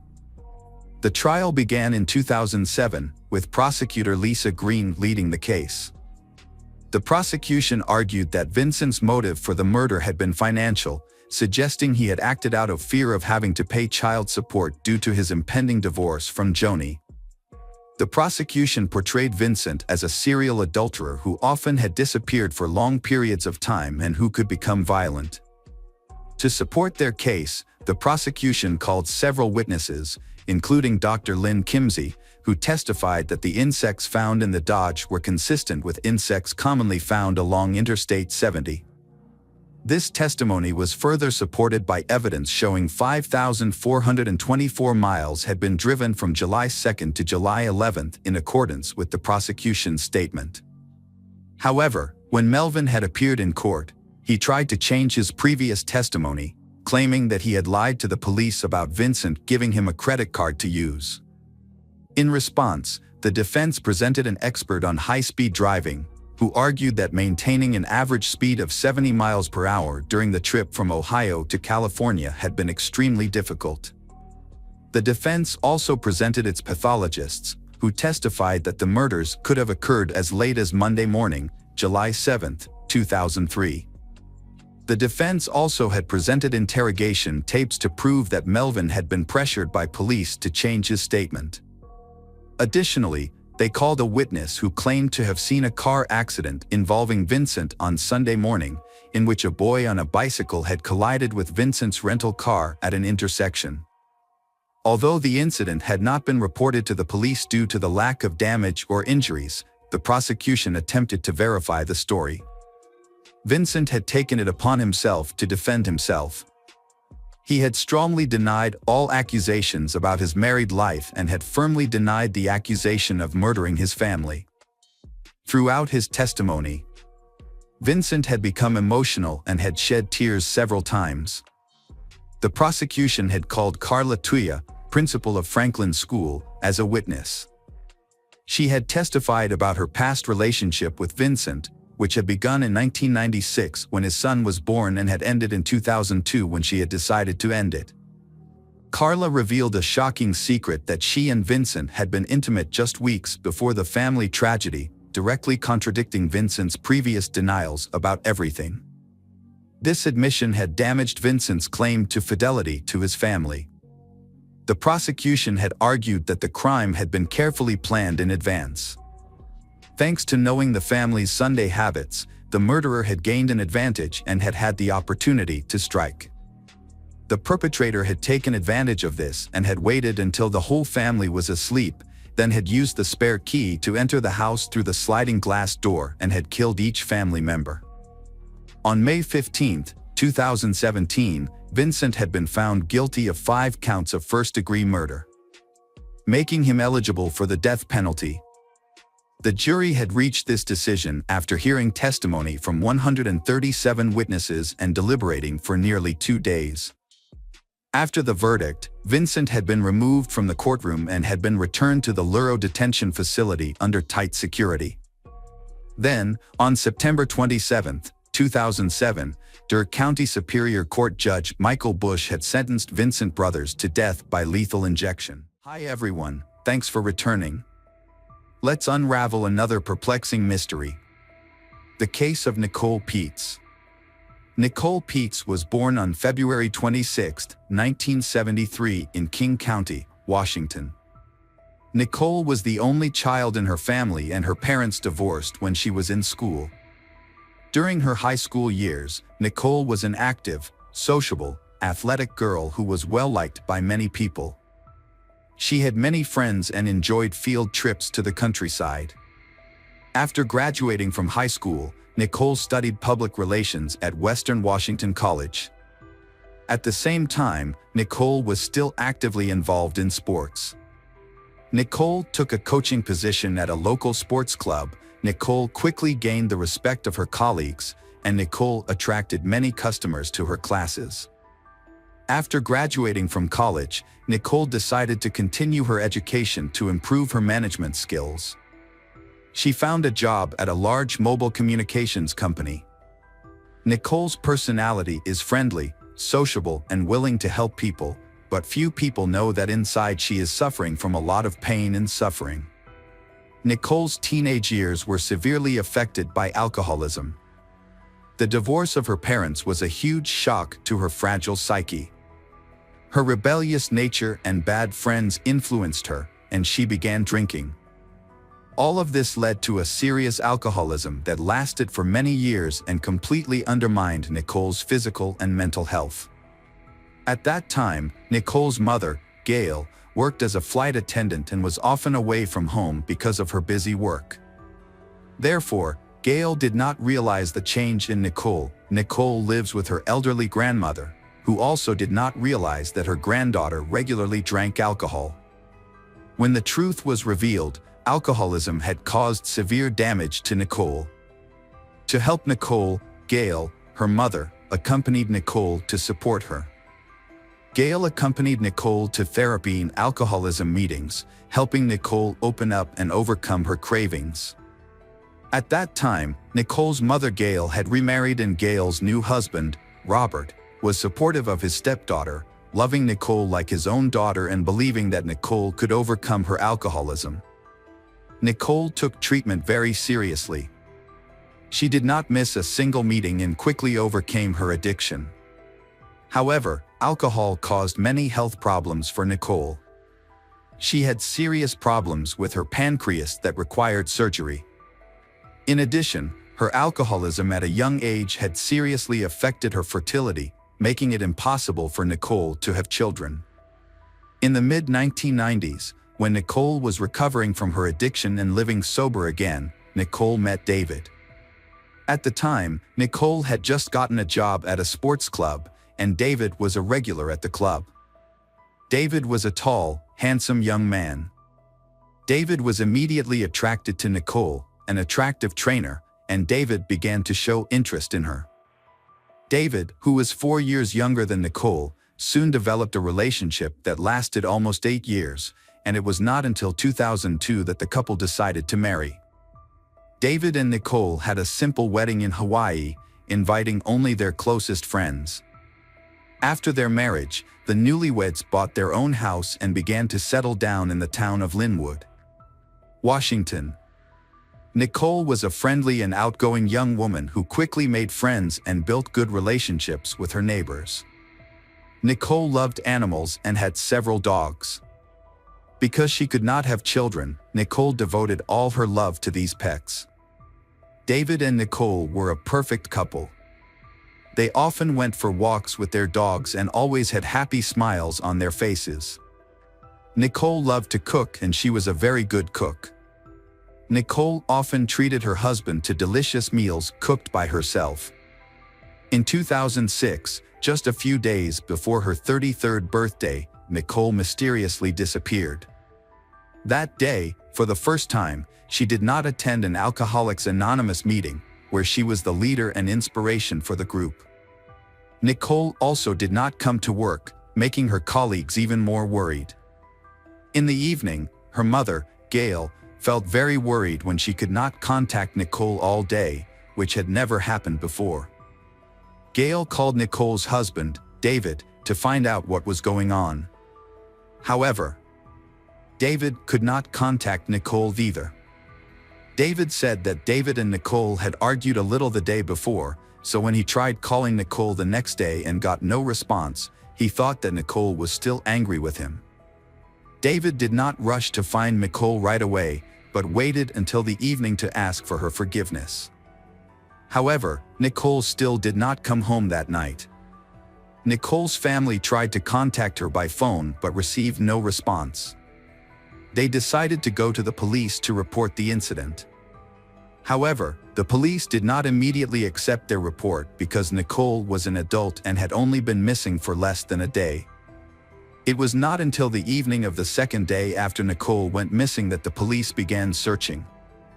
When Nicole did not appear and her phone was unreachable, the police decided to start searching from where she was last seen, which was her and David's house. However, after investigating, the police did not find any clues or unusual signs that Nicole had been kidnapped or that something had happened to her in that house. And Nicole's car was also missing with her, suggesting that she may have left on her own and did not want to return. Her mother Gail and stepfather Robert did not wait for the police to wait the required time and began the search themselves.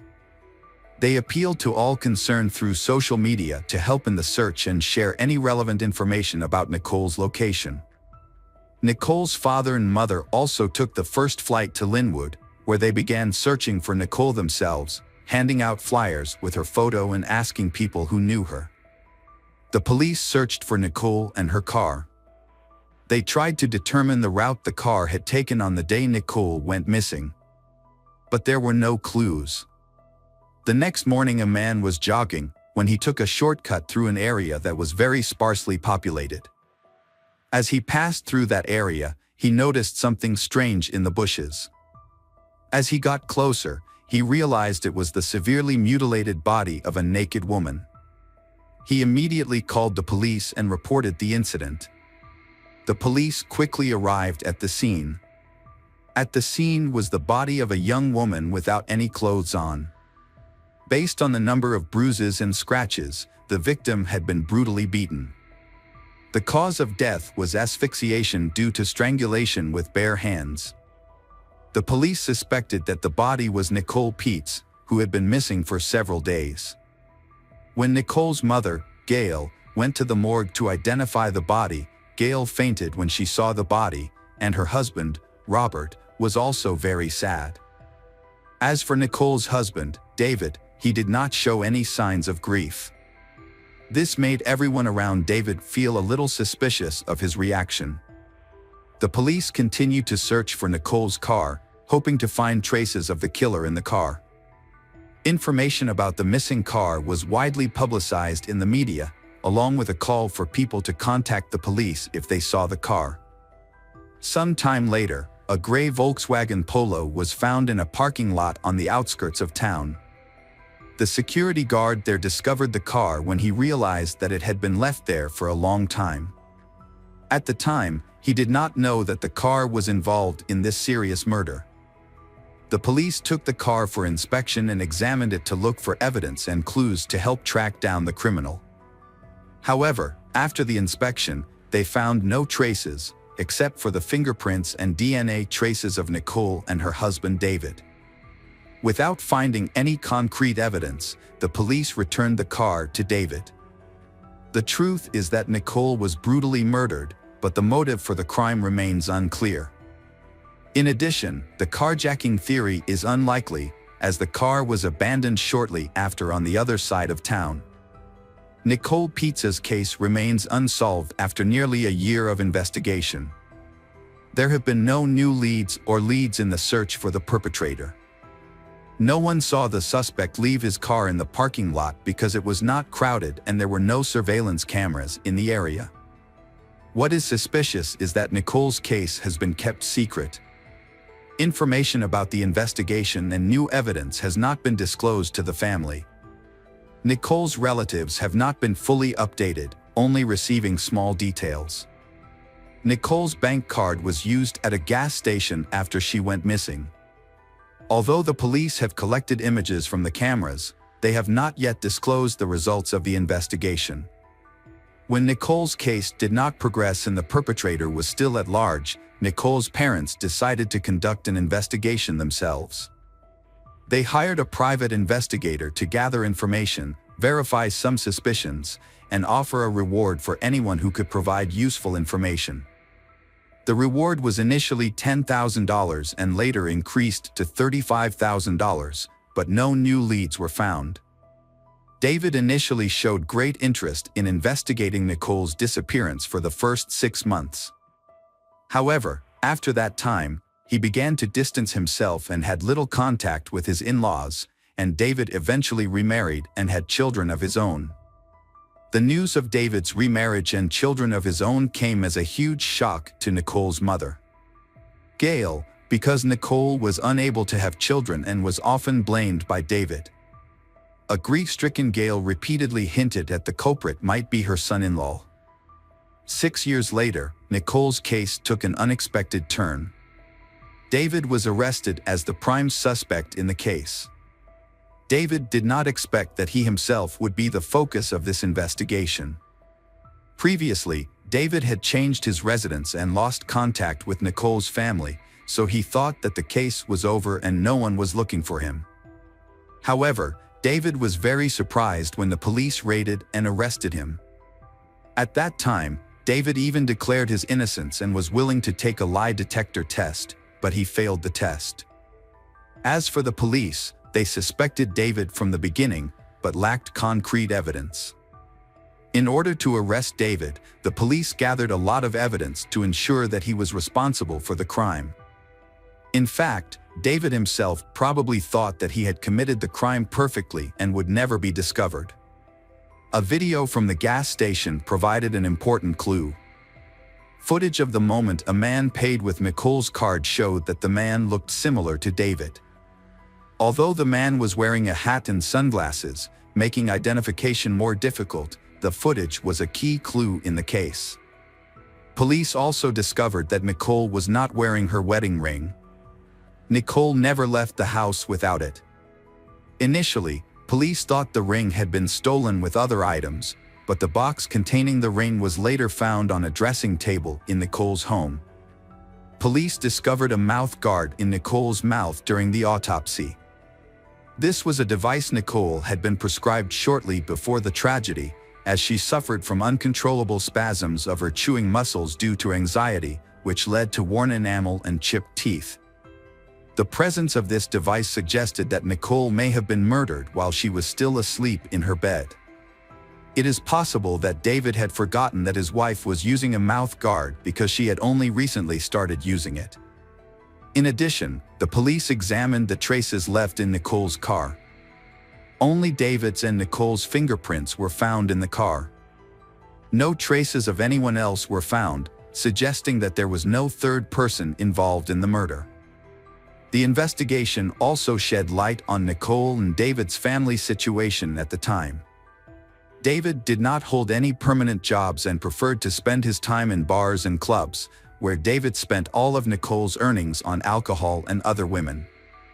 The family was facing serious financial problems, and the situation became worse over time. Nicole tried to convince David to change his lifestyle and attend alcohol rehabilitation meetings to help David get back on track. However, David's response was indifferent and insulting. David had affairs with many women. Nicole's mother Gail knew about the serious problems in Nicole's family and tried to convince Nicole to leave David. However, Nicole did not want to do so because she loved David and hoped he would change. After Nicole's death, her husband David quickly received a large insurance payout and started a new relationship. Before that, David had been having an affair with a girl named Jane for several months. David often spent time with her at bars and clubs when Nicole was busy working or studying. Before Nicole's birthday, David brought his mistress home, where they were caught by Nicole. This incident became the cause of an argument in the family. Nicole told her mother about the incident, and a few days later, she mysteriously disappeared. Because Gail knew everything, she suspected David from the beginning. However, the police said that the evidence collected was too little to arrest the suspect. The case was kept secret and the family was never heard from again. When David received a large insurance payout after Nicole's death, he spent the money with his mistress, Jane. David appeared in court in September 2013 for his crimes. David received the maximum sentence possible under the laws of the state where the case was tried. David served 18 years in prison. However, in 2025, he could be eligible for parole after serving 2/3 of his sentence. Hi everyone, thanks for returning. Let's unravel another perplexing mystery. The case of Graciela Garcia. Graciela Garcia was born on October 6, 1971, in Mexico. Her family was working class and they hoped to provide a better future for their children. As a result, her parents decided to move to the United States and eventually settled in Hermiston, Oregon. Graciela was too young to remember the hardships of the move. She attended Umatilla High School, a low-cost school where 66% of the student body was Hispanic. Graciela made friends easily and stood out with her outgoing. She later studied business at Blue Mountain College. However, since she was young, she has had a passion for hairdressing and has had the goal of owning her own hair salon.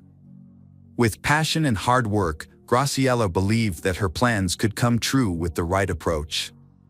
By February 2006, she had become the owner of Carr's Beauty Salon. Thanks to her talent and charisma, she quickly became famous in society.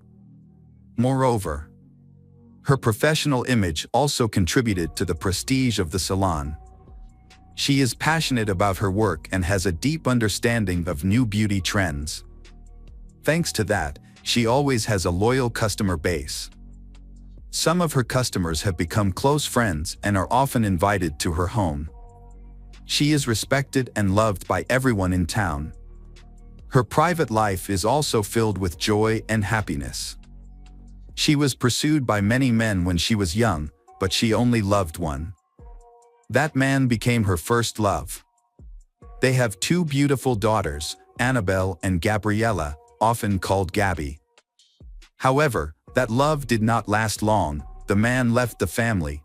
It seems that his feelings for her faded over time. Despite becoming a single mother, she did not feel hopeless. Instead, she focused on self-improvement and pursued a degree in cosmetology. After her divorce, Graciela met Romero Sanchez, a regular customer at the beauty salon where she worked. At first, their relationship was just a friendship. However, Romero later asked Graciela out, and she accepted. Gradually, their relationship became closer and deeper. However, when Graciela introduced Romero to her family, they felt uncomfortable because of his cold and distant attitude. Annabelle and Gabby, Graciela's two daughters, tried many times to connect with Romero, but he did not respond. Graciela's children were confused by such behavior, but they attributed it to personality differences. Graciella's partner seemed to be a strange and unapproachable person, which puzzled the people around her. They could not believe that a woman as full of life and fun as her could be so passionately in love with such a dry person. However, they still respected her decision. When Graciella announced her upcoming marriage, everyone showed their support and shared her joy. Especially Annabelle and Gabby, they wanted to see her happy and loved. On the wedding day, guests also noticed Romero's arrogance and conceit. Some thought he seemed too jealous when trying to steal all the bride's attention. When Graciella's young grandchildren came to congratulate the newlyweds, Romero treated them with contempt, making them feel uncomfortable. Afterwards, Graciella's relatives could not hide their true feelings about this man. Annabelle even openly stated that she did not consider him a stepfather and just wanted to maintain a normal relationship like other families. After the wedding, the Graciella family had 2 more sons, Arthur and Jacob. They moved in together at Graciella's house. Graciella's youngest son, Jacob, noticed that Romero began to act as if he were the sole owner of the house.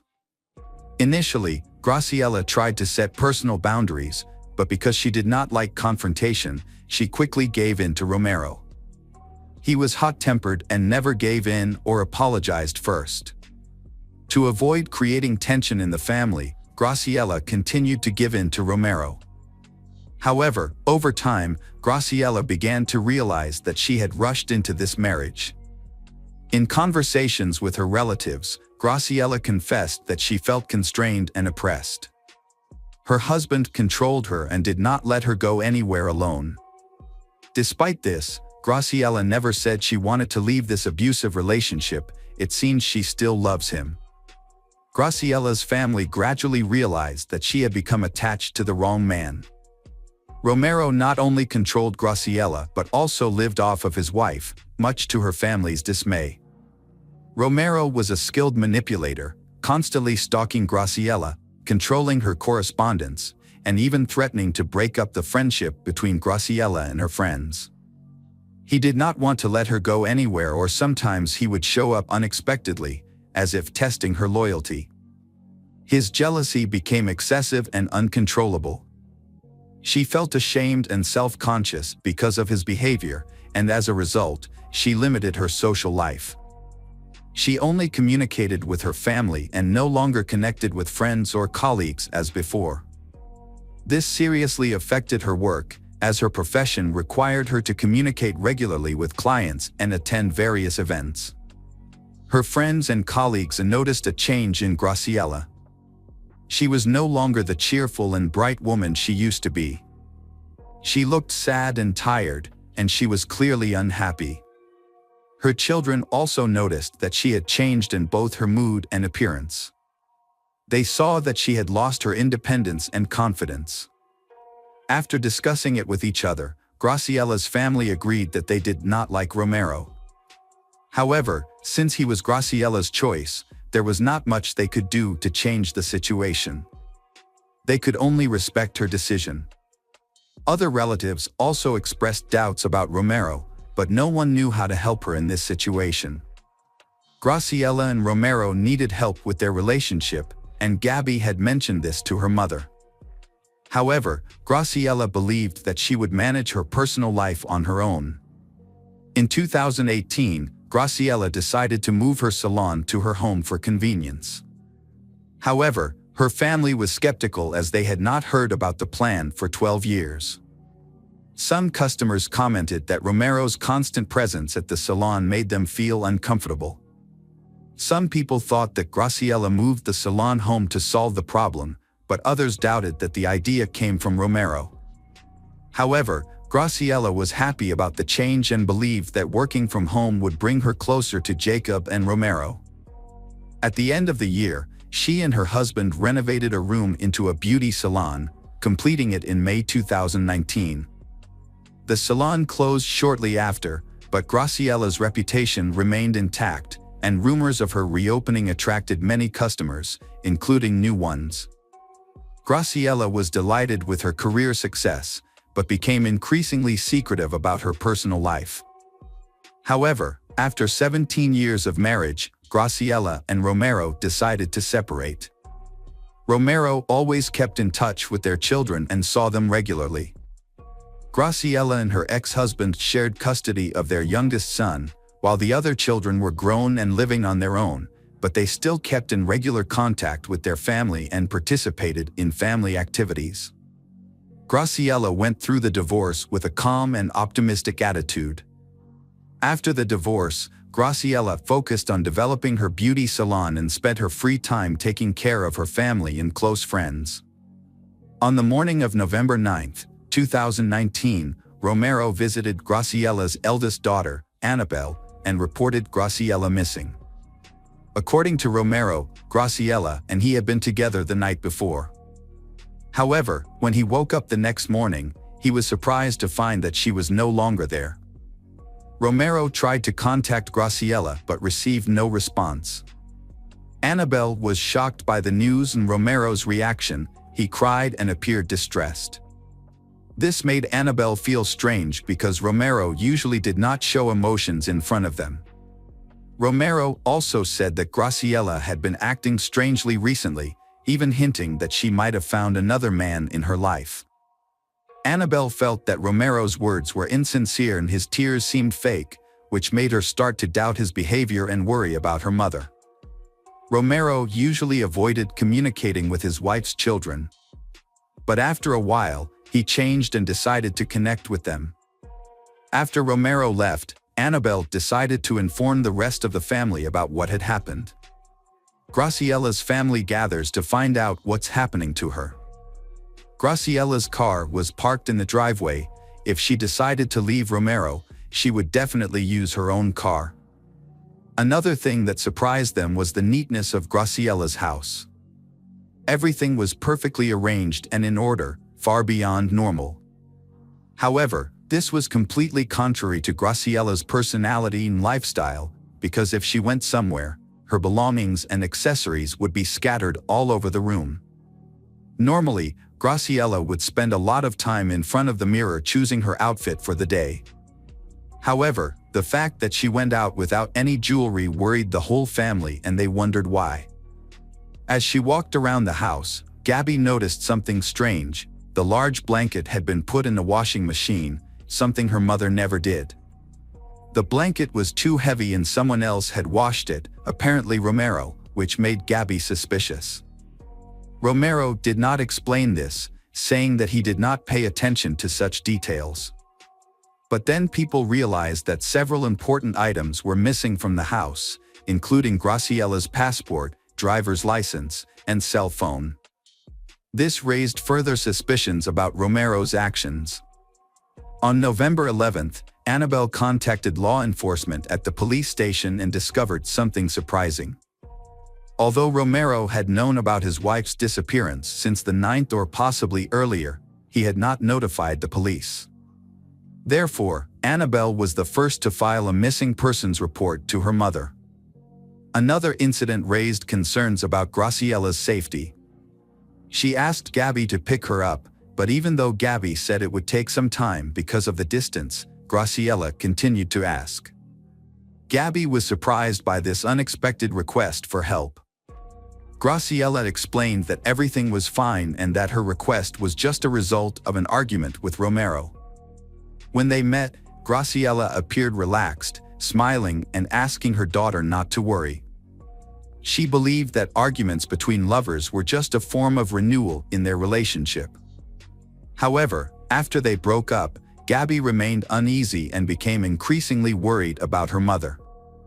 The investigation began after Annabelle contacted the police. This caused the relationship between Graciela's family and Romero to deteriorate. Romero seemed angry that Graciela's family had notified law enforcement about her disappearance. Romero gave an official statement about his wife's disappearance. He said that Graciela either wanted to be alone or that she had moved in with another man and would be back soon. That was his answer every time someone asked. However, the police did not ignore this report. Officers launched an investigation into the missing Graciela's disappearance, considering the possibility that she may have been a victim of a crime. They started by searching her house, where her relatives reported that only a few personal items were missing, without finding any other suspicious signs. The investigation expanded to include interviews with her children, Romero, and other close family members, including her ex-husband. However, no useful information was gathered from these interviews. While everyone expressed doubts about Romero's behavior, he cooperated fully with the detectives, allowing them to search his home, answering questions, providing his DNA, and taking a polygraph test. Despite this cooperation, there was insufficient evidence to prove his involvement in the case. Further investigation revealed that Graciella's phone last sent a signal near a bridge in Washington on November 9 at 12:30 p.m. After that, her phone was turned off. Her bank accounts and social media accounts showed no activity, suggesting that she had not accessed since her disappearance. Hundreds of witnesses were questioned, and all the places she regularly visited were checked, but no one had any information about her whereabouts. The investigators found her disappearance to be highly suspicious, as it seemed she had vanished without leaving any clues. For months into the investigation, the Hermiston Police Department announced that they had found no reliable information about Graciella's last whereabouts. Although Romero had not reported her missing, he was not accused of any wrongdoing. Graciella's family became increasingly frustrated with the lack of progress despite their constant contact with authorities throughout the incident. However, as time passed, these updates became less frequent and eventually stopped, forcing Graciella's children to take initiative and contact the police station themselves to inquire about the status of the case. In an effort to reinvigorate the search, Graciella's family turned to the media in March 2020, seeking public assistance and attention. They hoped that by sharing their story, they might gather new information. Graciella's daughter Gabby was mainly in charge of communicating with the press. She expressed her family's increasing frustration with the lack of progress in the case and criticized the police for not keeping them informed for such a long time. She urged investigators to focus more on finding her mother, Graciella, and to take a closer look at the suspicious circumstances surrounding disappearance. Graciella's family suspected something was wrong, as the condition of her belongings was strange and unusual in her home. However, it was unclear who would want to harm her, as Graciella did not appear to have any enemies. The family also believed that Graciella would not have left on her own, as she would have contacted them to reassure. Posters and flyers describing Graciella were scattered throughout the city in search of clues to the case. Graciella, who is 49 years old, Latina, 1.6 meters tall, 62 kilograms, and with dyed blonde hair. Local residents were also asked to be vigilant and report any information that might help the investigation. Her children were so concerned that they asked for a new detective team to take over the case, as they suspected bias in collaboration with a suspect, Romero, who was acquainted with the original investigators. The Graciella family expressed concerns about several inconsistencies in the investigation, including the fact that Romero's phone was turned off on the day of Graciella's disappearance. Additionally, Romero's calm behavior raised suspicions, as it didn't with the typical reaction expected from someone whose loved one has suddenly gone missing. As a result, the Graciella family demanded that the suspect be arrested immediately. Police Chief Jason Edmiston responded to allegations surrounding Graciella's disappearance, confirming that her case is being treated as suspicious and possibly involving foul play. However, he emphasized that this is just one theory and that the investigation remains impartial, driven by evidence. Edmiston also dismissed claims of social connections between Romero and law enforcement as baseless. Edmiston noted that the spread of misinformation has hindered the investigation. Certain information must be kept confidential, and authorities have sought assistance from the FBI. The police chief expressed frustration over public criticism of the police's actions. Separately, Gabby organized a fundraiser to hire a private detective, a move seen as a critique of the police's handling of the investigation. This perceived criticism suggested that the police were not doing enough to find Graciela. 1 year after Graciela disappeared, her family organized a memorial gathering. Here, friends and people who knew her shared stories about her lively and cheerful personality. They prayed for her safe return, lit candles, and later placed signs outside the police station, urging authorities to continue the search for Graciela Garcia. In September 2023, a major development in the case occurred when Romero Sanchez was severely injured in an attack and that required surgery.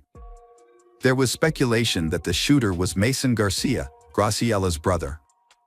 The attack suggests that Graciela's family had become frustrated with the lack of progress in the investigation and took matters into their own hands, potentially leading to further tragedy. The disappearance of Graciela Garcia remains an unsolved mystery, leaving her family in a state of agonizing. This has significantly affected the health and mental well-being of her family.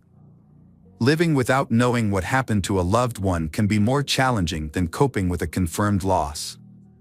It remains unknown whether Graciela is alive or not. Her children continue to hope that the truth will soon be revealed and justice will be served to the criminals.